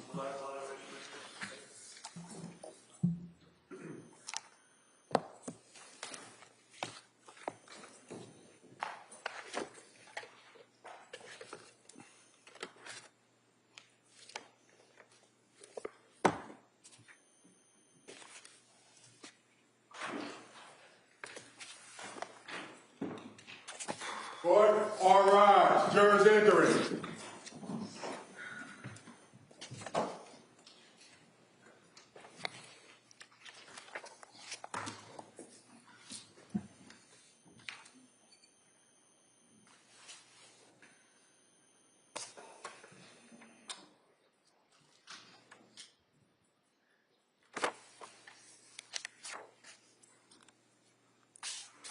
This court is now in session. Please be seated. Your Honor, for the purpose of the record, we return back to the trial, Commonwealth versus Lindsay Clancy. All parties are present, including the defendant and including the 18 jurors. All right, thank you, Madam Clerk. Members of the jury, we're going to return now to the direct exam of this witness. All right? Counsel. Thank you, Your Honor. Doctor, before we broke, you were describing the various psychological tests that you conducted on Ms. Clancy. Can you tell us the results of those tests? Yes, I can. On the MMPI, which I spoke about first, and this was, of course, 3.5 years after the alleged offense. So it's going to describe, much of it is going to describe her thinking and feeling and behavior in April of 2026 rather than January of 2023. But it's something that's always a challenge when you try to reconstruct what happened some time ago. And so some of these tests were administered from the standpoint of what was it like for you back then. But the MMPI was delivered in terms of how you're doing right now. And she, on the response style scales that I talked about earlier, she showed a slight tendency to underreport, to deny unusual experiences, although she did that in a way that was pretty sophisticated. She's a bright woman. And so given this, we kind of take into account a little bit the fact that she might be underreporting a little bit in terms of what's really wrong with her. However, there are a number of what we call clinical scales on this test, and she was not elevated on any of them, meaning that she's not actively symptomatic in many areas or in great distress in certain ways. But there was one scale that is elevated, and that is the suicide and death ideation scale, thinking about suicide and death. And I should say that Ms. Clancy has been on 1-to-1 suicide precautions, which is the highest level of precautions that a hospital can take, since she came to Tewksbury. This is a very long time to be on that kind of precautions, and what it says to me is that she was at risk for suicide, she remains at risk for suicide, and so she still is. The Adverse Childhood Experience Questionnaire I mentioned earlier, basically it's a measure of whether somebody is reporting experiencing as a child or adolescent adverse or traumatic events, and she was not, so she had a 0 on that. There were 2 measures of suicide intent. One is called Beck's Suicide Intent Scale, and the other is called the Columbia Suicide Severity Rating Scale. And I can sum up those results very quickly by saying that when she responded to one of them as she would have if she'd been filling it out in January of 2023, what it suggested is that this was a very serious suicide attempt at that time. And when she responded to both of them as she feels right now. She also was indicating that she remains at high risk for suicide, and hence the one-to-one supervision for 3.5 years. The brief symptom inventory is something where you ask people about a number of possible symptoms that they've been experiencing within the last month or so. Gave it to her under two circumstances. One is, how are you doing right now? That is around April of this year. And the other was, how are you doing in January of 2023? Her description of how she was doing in January of 2023 is that she endorsed feeling blue or still extremely depressed, feeling no interest in things, thoughts of death or dying, feeling hopeless about the future, feeling very self-conscious with others, and the idea that something is wrong with her mind. She thought depression, suspiciousness, memory problems, problems with attention and concentration, and things like she was having trouble concentrating, so she'd be cooking, for instance, and she'd forget what step she was on. So most of these are consistent with symptoms of depression, and so I thought that they were good indications that she was endorsing feelings of depression, although she was improving somewhat from her December feelings.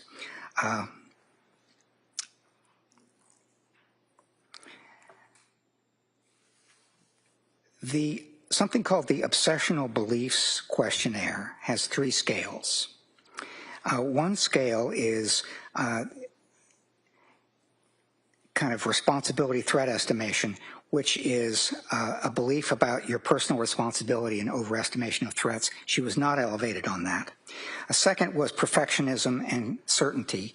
She was not elevated on that either, although she works hard and so on, but she was not elevated on the perfectionist aspect of this test right now.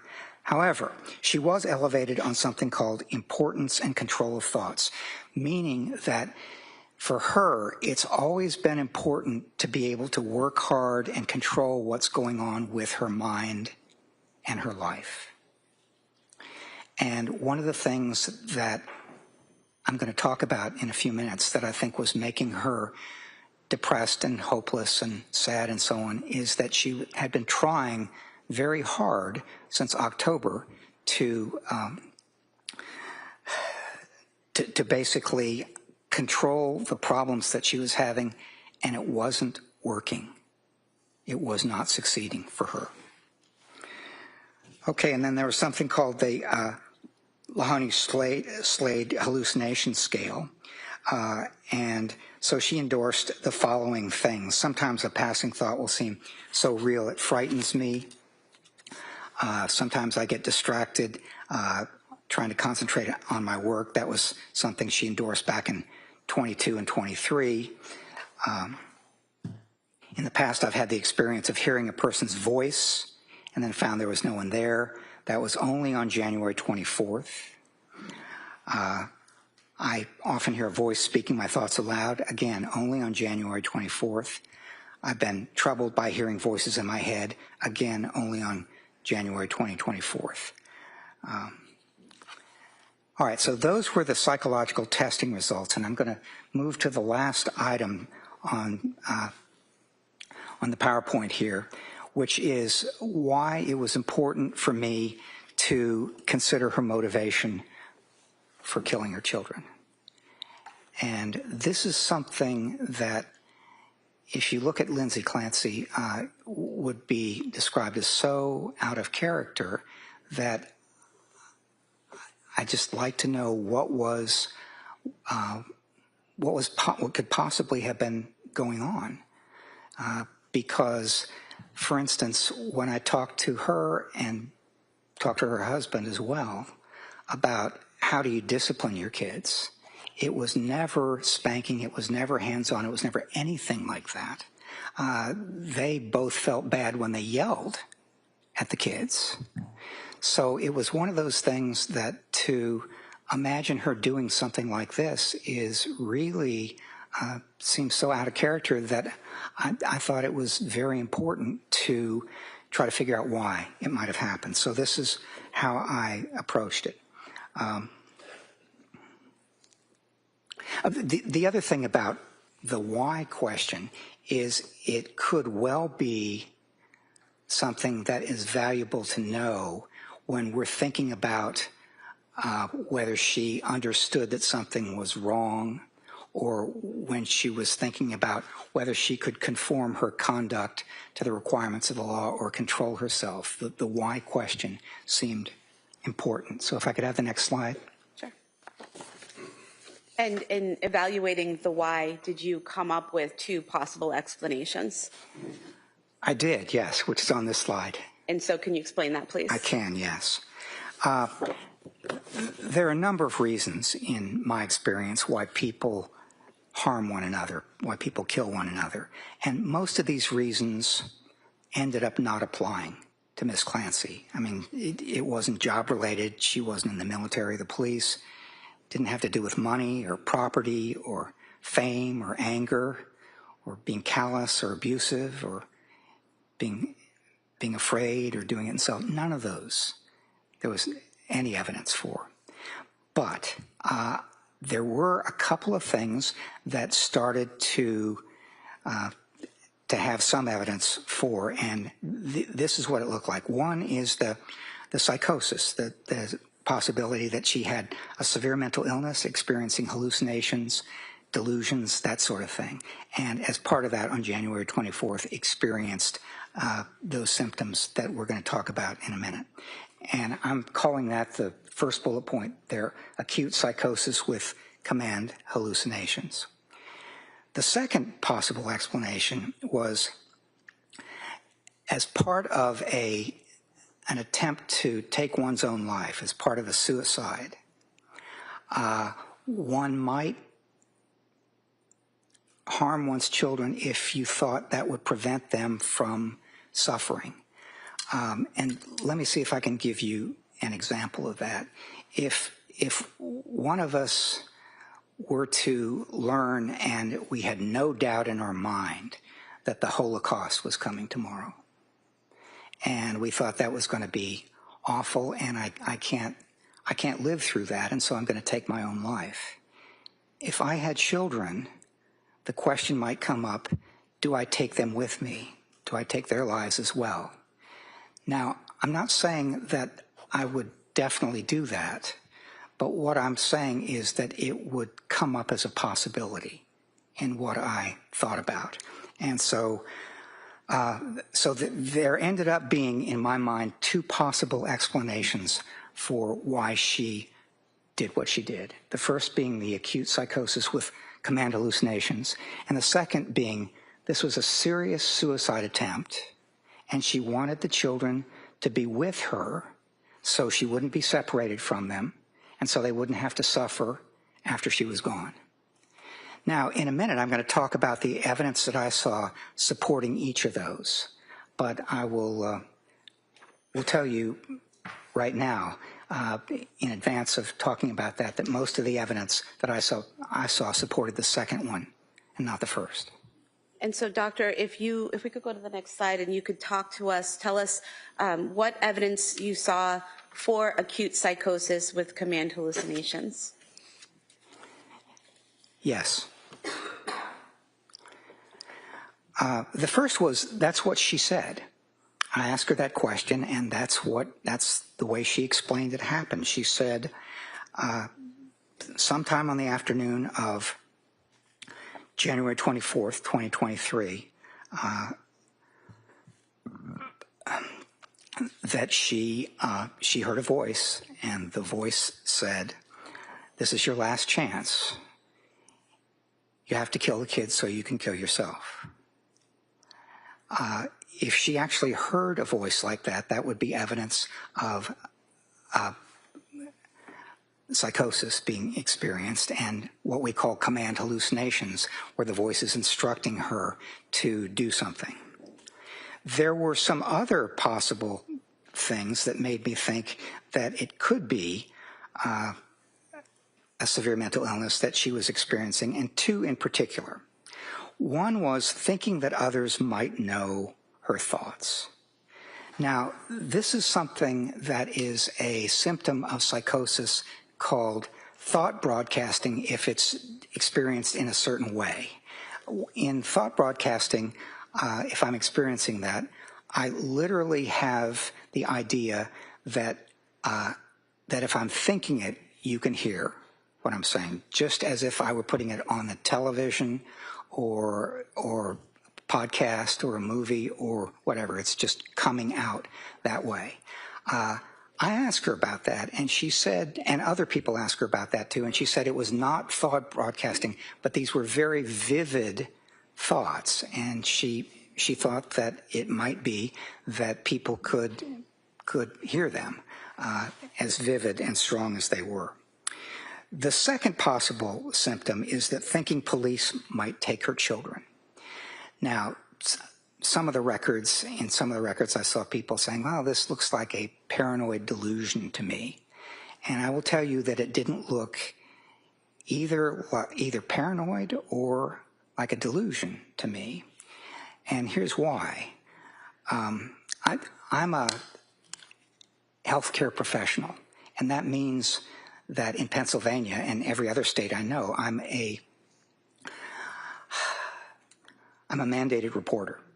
If someone tells me in therapy or in an assessment that they think that a child is going to be injured or severely hurt or that might happen, then I'm required by law to contact Childline in Pennsylvania. Ms. Clancy is a labor and delivery nurse. She's a healthcare professional as well.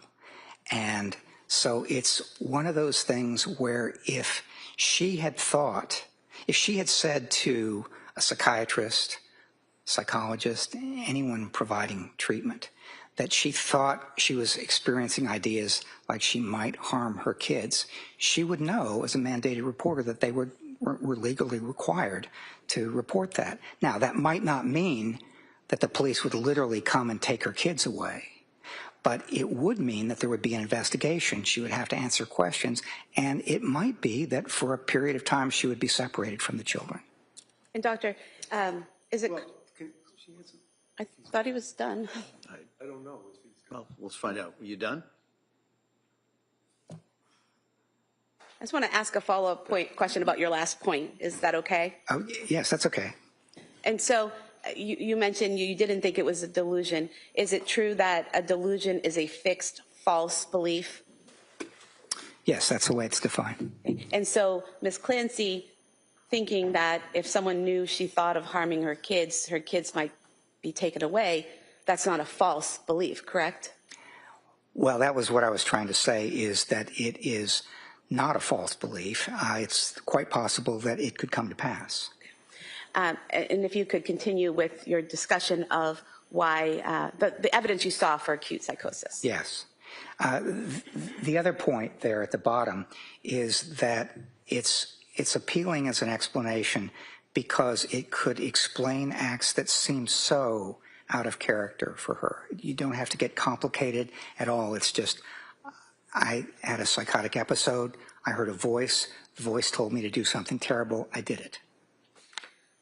And after considering the evidence for acute psychosis, command hallucinations, did you then consider evidence against acute psychosis with command hallucinations? I did, yes. And what did you see? One of the reasons, well, the first bullet point here is that the way she described this as happening is that she heard a voice that she'd never heard before, experienced an hallucination, and she's never experienced it since, but she only experienced it for the 18 minutes or so that it took to kill the children. And to put it mildly, that would be a very, very unusual pattern or manifestation of how this kind of thing comes about. Very unusual. I've been doing this kind of evaluation for many, many years, and I'm always very careful when someone tells me that they experienced a symptom only during the course of committing an offense. Why is that, doctor? Why are you careful when someone tells you that they only experience this voice during a criminal offense? Well, because it provides a convenient way of lessening your own culpability. I mean, it's always possible, but as I said, I find it very, very rare, whereas an explanation for why somebody did something, somebody might look at that and say, it's a convenient way of somebody looks at me and I don't have the same culpability that I would otherwise. And what was the next part of evidence that you saw against acute psychosis? There was some discussion of whether this was postpartum, and so she was about 8 months away from having given birth to Cowan, her youngest child, and most of the explanations or most of the sources of authority like DSM-5 or the Cleveland Clinic will point to maybe 1 month after birth or 2 months after birth or something like that. But the farther away you get time-wise from the birth, the less likely it is, under those kinds of authority, to be postpartum. Now, it could be something else. And there were certainly some things that I saw that were symptoms of depression and other sorts of things that she experienced in January. But it was, given the time, it was less likely, I thought, to be postpartum. Then the next bullet was inconsistencies in her account. To me, when asked about this, she said, the voice said, "This is your last chance. You have to kill the kids so you can kill yourself." And it just kept repeating that, and only that, for about 18 minutes, or the duration of the time it took to do this.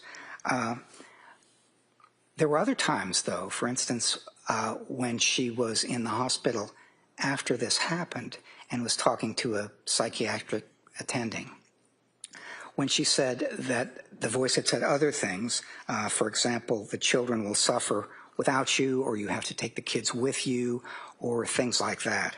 So inconsistency is important because it suggests inaccuracy. In other words, which version is accurate? Is it the first? Is it the second? Is it neither? I mean, here it couldn't be both, because she said, I only heard this. To some people she said that, and then I heard this plus this. To other people she said that. So, doctor, if she had said to a third person that it was a different version, such as you have to kill the kids so you can kill yourself because there's a danger to you and the kids, would that be a further consideration of the inconsistencies? Objection. Yeah, overruled. Yes. The more inconsistency there is. Can we have a basis for that, at least? The test. This asked as a hypothetical? Hypothetical, yes. I'll allow that. So it's not based on evidence, it's a hypothetical. It's a hypothetical. You might have to repeat the question. So if the person has a third version of what happened, what the voice said, and what the reasons the voice gave, would that be important in your assessment as well regarding inconsistency? Objection. It's speculation, it's not based on evidence, and there's no foundation for a hypothetical question. Why don't you just ask it as the hypothetical? You know, assuming this, and go that way. Doctor, a hypothetical question for you. Assuming that a person has already given two versions of a voice, what the voice said for them to do, and then gives a third version of what the voice told them to do, would that be significant to you in assessing the inconsistencies? Objection for the record. Yeah, overruled. Go ahead. What I would say is the more inconsistency there is, the more problematic I find it to take any one particular account and say this is the accurate one. And then what other evidence did you find against acute psychosis?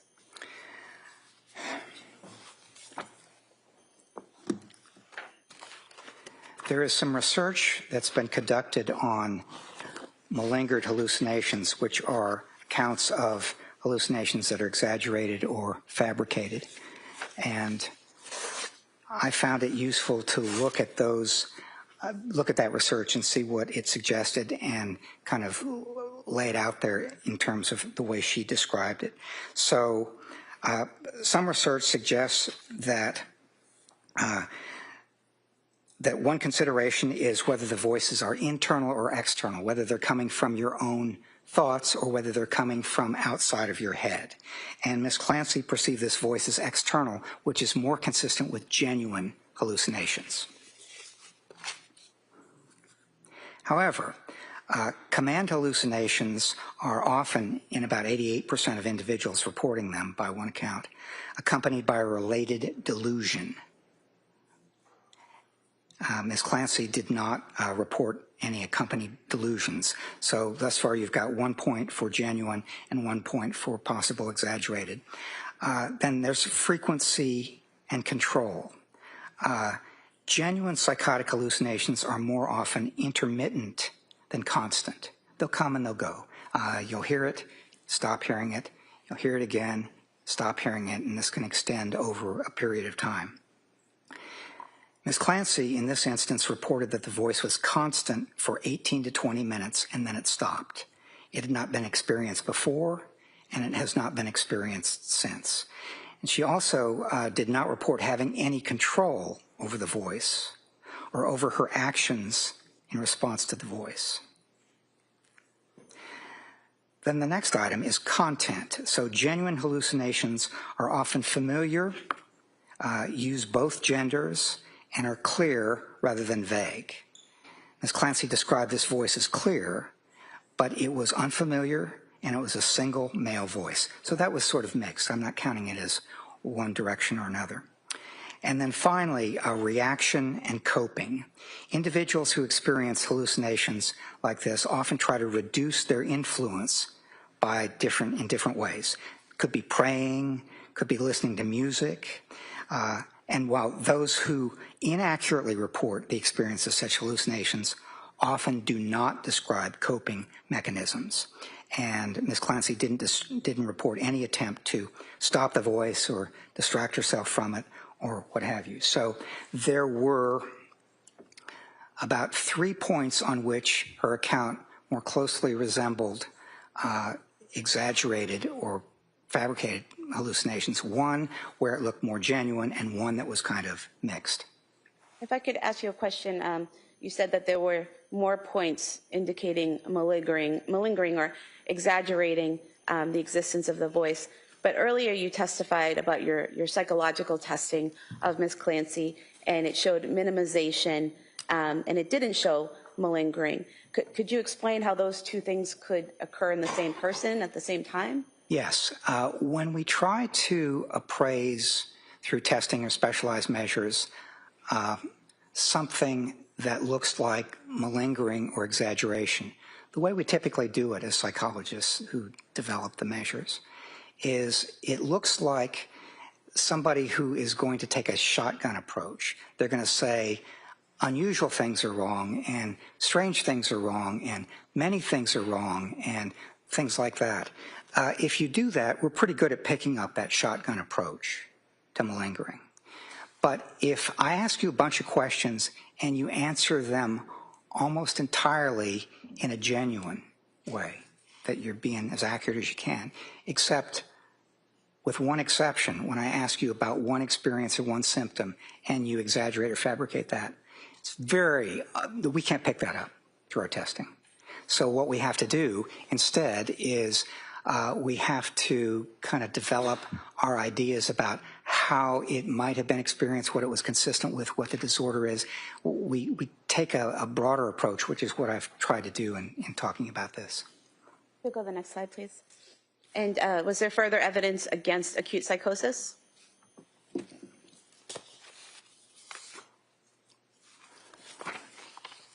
Yes. I'm going to start with the question of thoughts or hallucinations. I've already said that I found the account of hallucinations to be, as she described it, it would be very, very unusual to experience it that way. Never having, not before, not since, constantly for 18 minutes. However, if this was a thought, an unwelcome, intrusive thought, but still a thought, that's basically, this is your last chance, you have to kill the kids so you can kill yourself, then that would be consistent with thoughts that she'd been experiencing for some time. She'd been having thoughts about harming herself, that she was, it was going to be very difficult for her to do this in a way that was, that made sense. She was experiencing thoughts about hurting herself because her brain might have been damaged. She was experiencing thoughts about hurting the kids. She was experiencing all sorts of unwelcome thoughts. If that were the case on January 24th, if these were thoughts, then that would be consistent with what she'd been experiencing for months before. So that was something that made more sense to me, that rather than an auditory hallucination, it would have been an unwelcome, intrusive thought. The next bullet is her response to her husband's question, what did you do? So when he got home around 6 p.m. on January 24th, and the house was quiet, and he went in, thought people might have been playing hide and seek with him, called downstairs, didn't get an answer, called upstairs, didn't get an answer, went upstairs, found the bedroom door locked, unlocked it with his key, went in, saw some blood there, saw the window was open, ran downstairs, and he saw his wife Lindsay lying there semi-conscious. And he said, his first question was, what did you do? And her response was, I tried to kill myself. Now, I thought that if she had actually experienced this command hallucination, that she might have said something like, I did what I had to do, or I did what the voice said, or something like that. But no, she said, I tried to kill myself. And this is consistent with my looking at this and starting from the perspective of this is a serious, highly lethal suicide attempt. And that's the way to understand it. And then the last bullet point has to do with the recovery of memories. So when she regained consciousness that night in the hospital, one of the things she said is that she wasn't able to remember what had happened.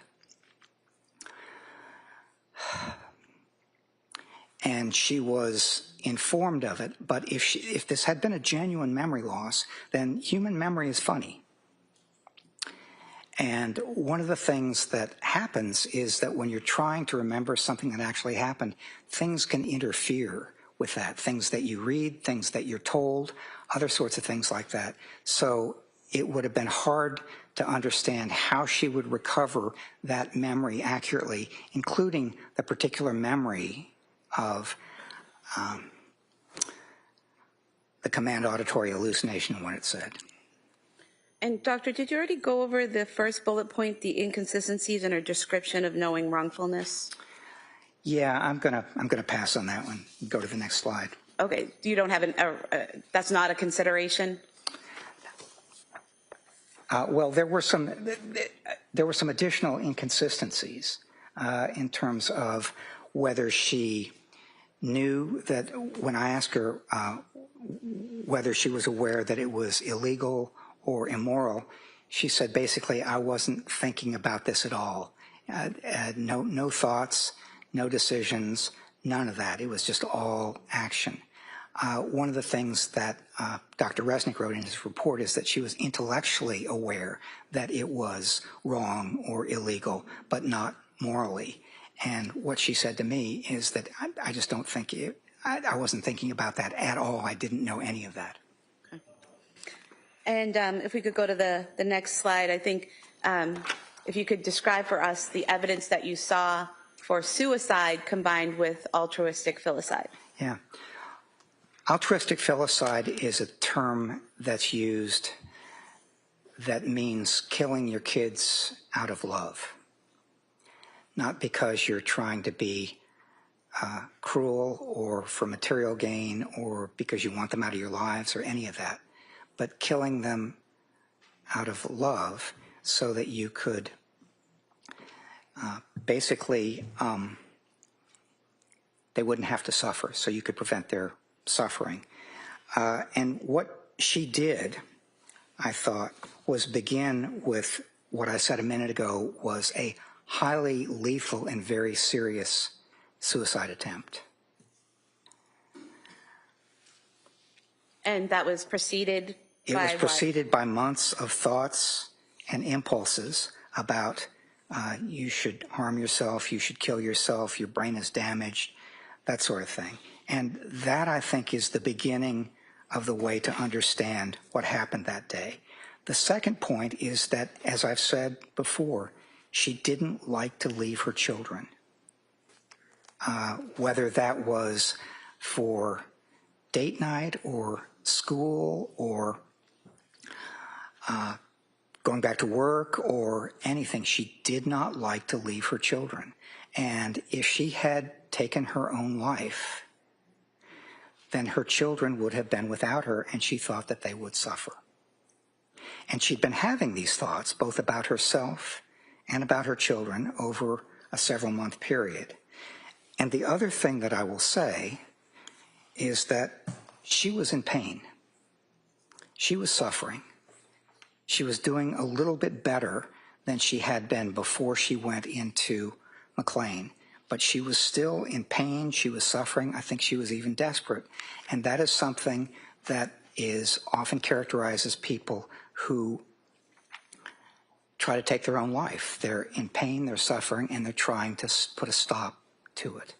And I think when she decided at some point that she was going to put a stop to it, then she had to answer the question of what to do about the kids.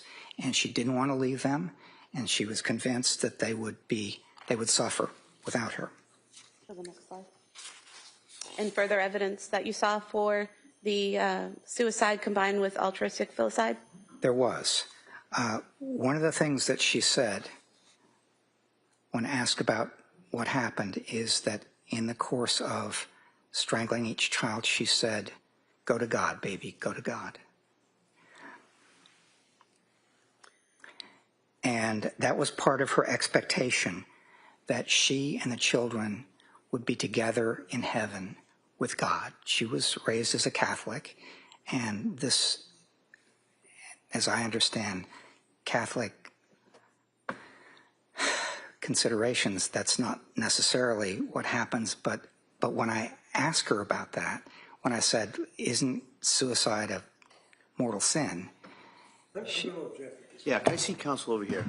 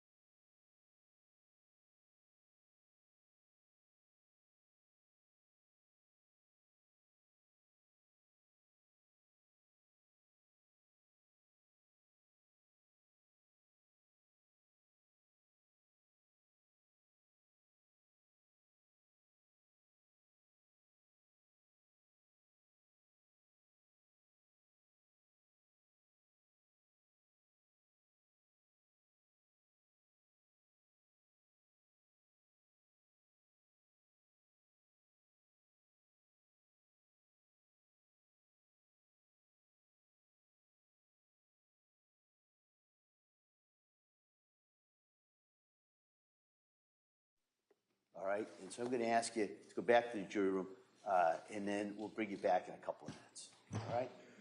Court, all rise. Jury, can I close the notebooks? Please.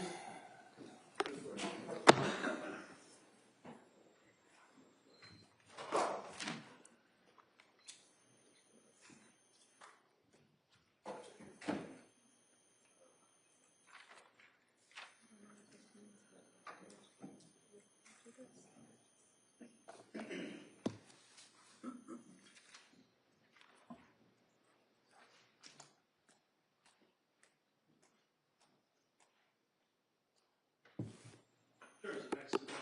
This court's in session. All right, we'll be in a short recess, and I'll come out as soon as I can. Court, all rise.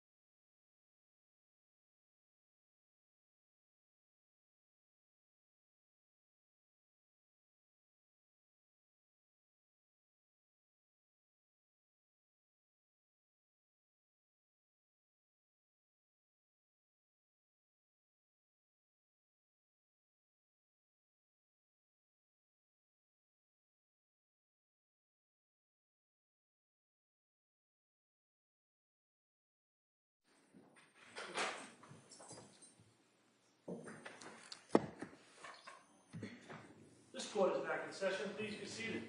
Your Honor, for the purpose of the record, we return back to the trial of Commonwealth versus Lindsay Clancy. All parties are present, excluding the jury. All right. After the following sidebar conference, I think the defendant made a motion. I'm going to allow argument in regards to the motion. I'll hear first from the defendant, and then I will hear from the Commonwealth. Mr. Reddington. Thank you, Judge. Your Honor, this has been obviously a long trial and a lot of work on the part of everybody involved, from the court to the staff to the prosecutors to myself, and needless to say, the strain on Lindsay Clancy. I have to move for a mistrial reluctantly. The reason is that this is intentional misconduct on the part of the prosecution. You know that this whole idea of injecting Roman Catholic faith, the concept of mortal sin, into this trial occurred, I don't even remember now, about a week ago, and I objected, but before I could get the objection out, Your Honor had us at the sidebar at the same time, and very forcefully, in my opinion, indicated to the jurors that they should not consider that to any degree. At the time, I put on record the fact that I did not feel that I felt that the court's instructions were sufficient. They were forceful. They were right on point. And we moved forward without a motion for a mistrial. I made a tactical decision. But unfortunately, at this point, it's a concern I have because this is just over the top. It's the same thing again, talking about religion, talking about heaven, talking about killing people and the impact or the effect that it would have on Lindsay as well as her children.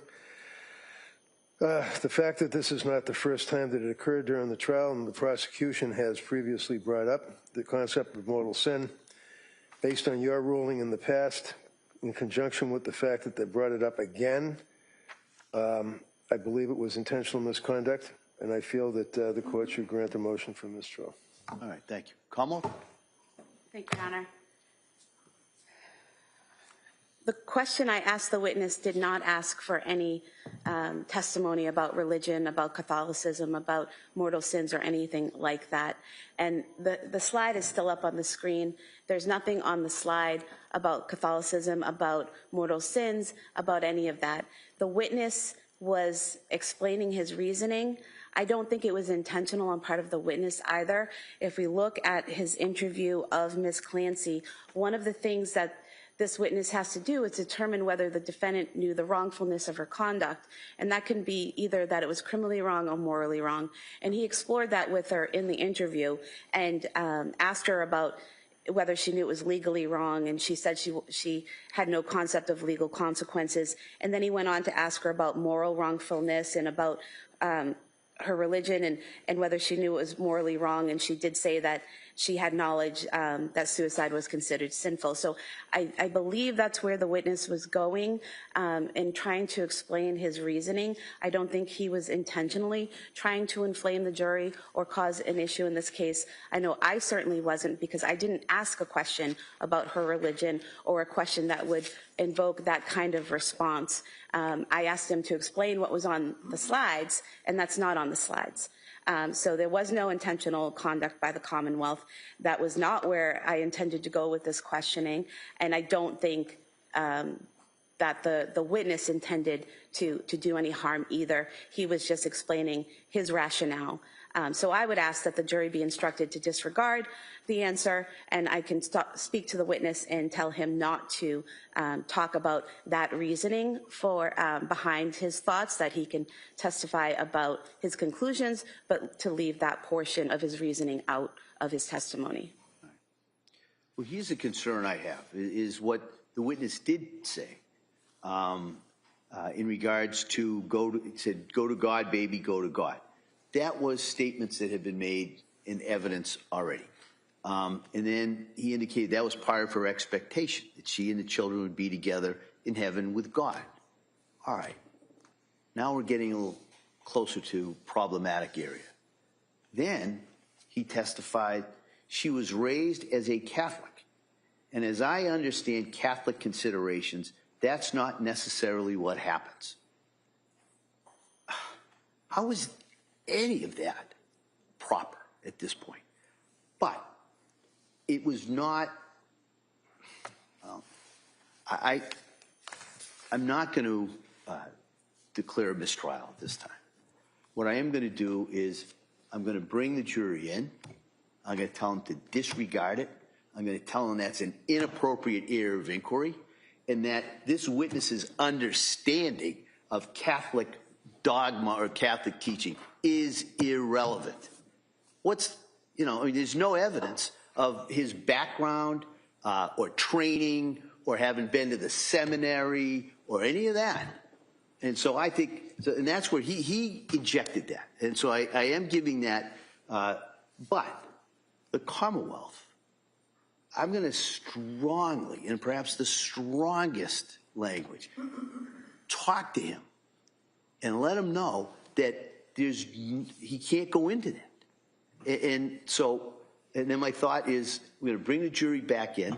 I'm going to give them that instruction, and I'm going to send them home. I don't want them leaving here today with the last thing they heard was a discussion about this witness's understanding of the Catholic teaching. That's not the last thing they're going to hear. And so my thought is that as best I can is to address that and minimize the damage or prejudice, because I do presume that this jury will be able to follow those instructions. And so that would be my thought. We'll come back. That will give the Commonwealth plenty of time to talk to this witness, to let him know the areas that he should and should not go into. And then we can come back tomorrow and we can resume his direct examination and cross-examination. All right, so that'll be my thought. We'll bring the jury in. I'll give them that instruction, and then we will recess until tomorrow. Okay? Your Honor, just for the record, could I note an objection? Sure, absolutely. All right, so we ready for the jury? Yeah.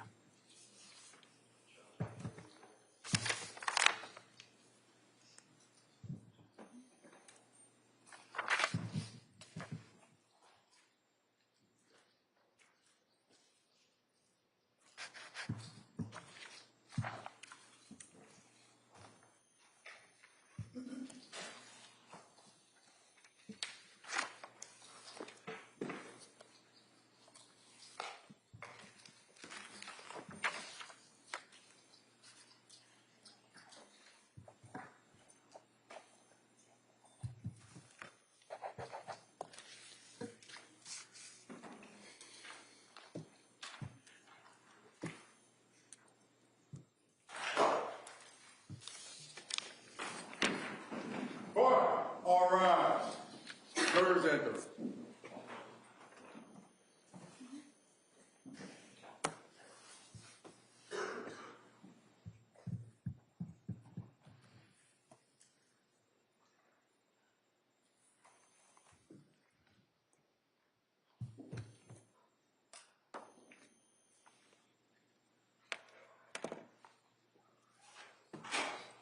This court's now in session. Please be seated.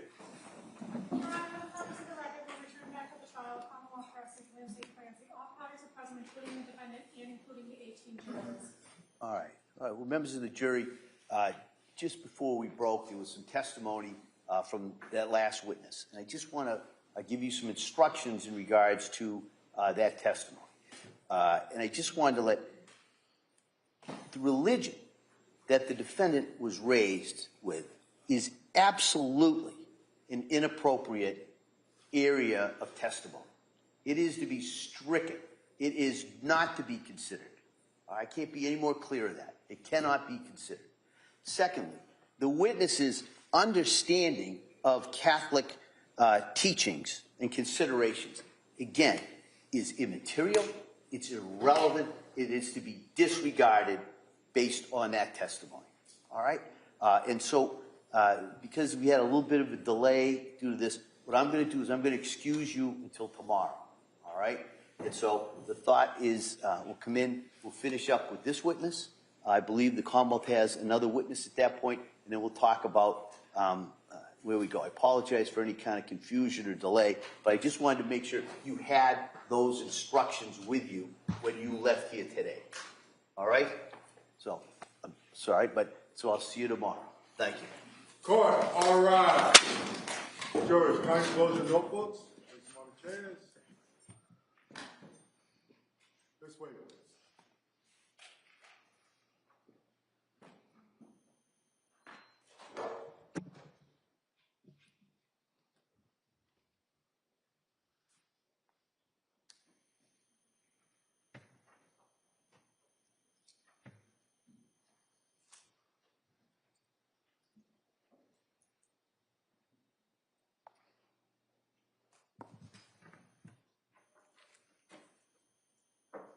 Jurors have exited the courtroom. This court's in session. Please be seated.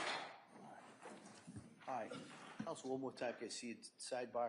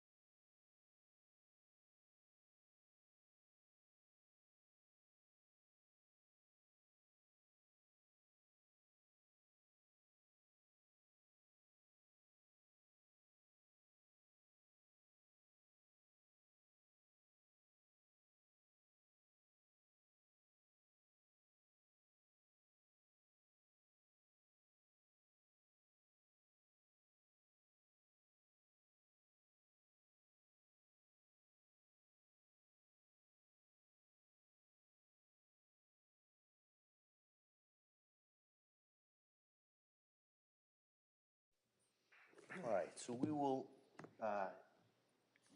be in recess until tomorrow. The anticipation is that the evidence will be done at some point tomorrow with the thought that most likely we'll have a charge conference sometime probably tomorrow afternoon, and arguments in charge would be on Wednesday. All right, subject to change as they always are. So thank you, everybody, and we'll see you tomorrow morning. Thank you. Thank you. Court, all rise.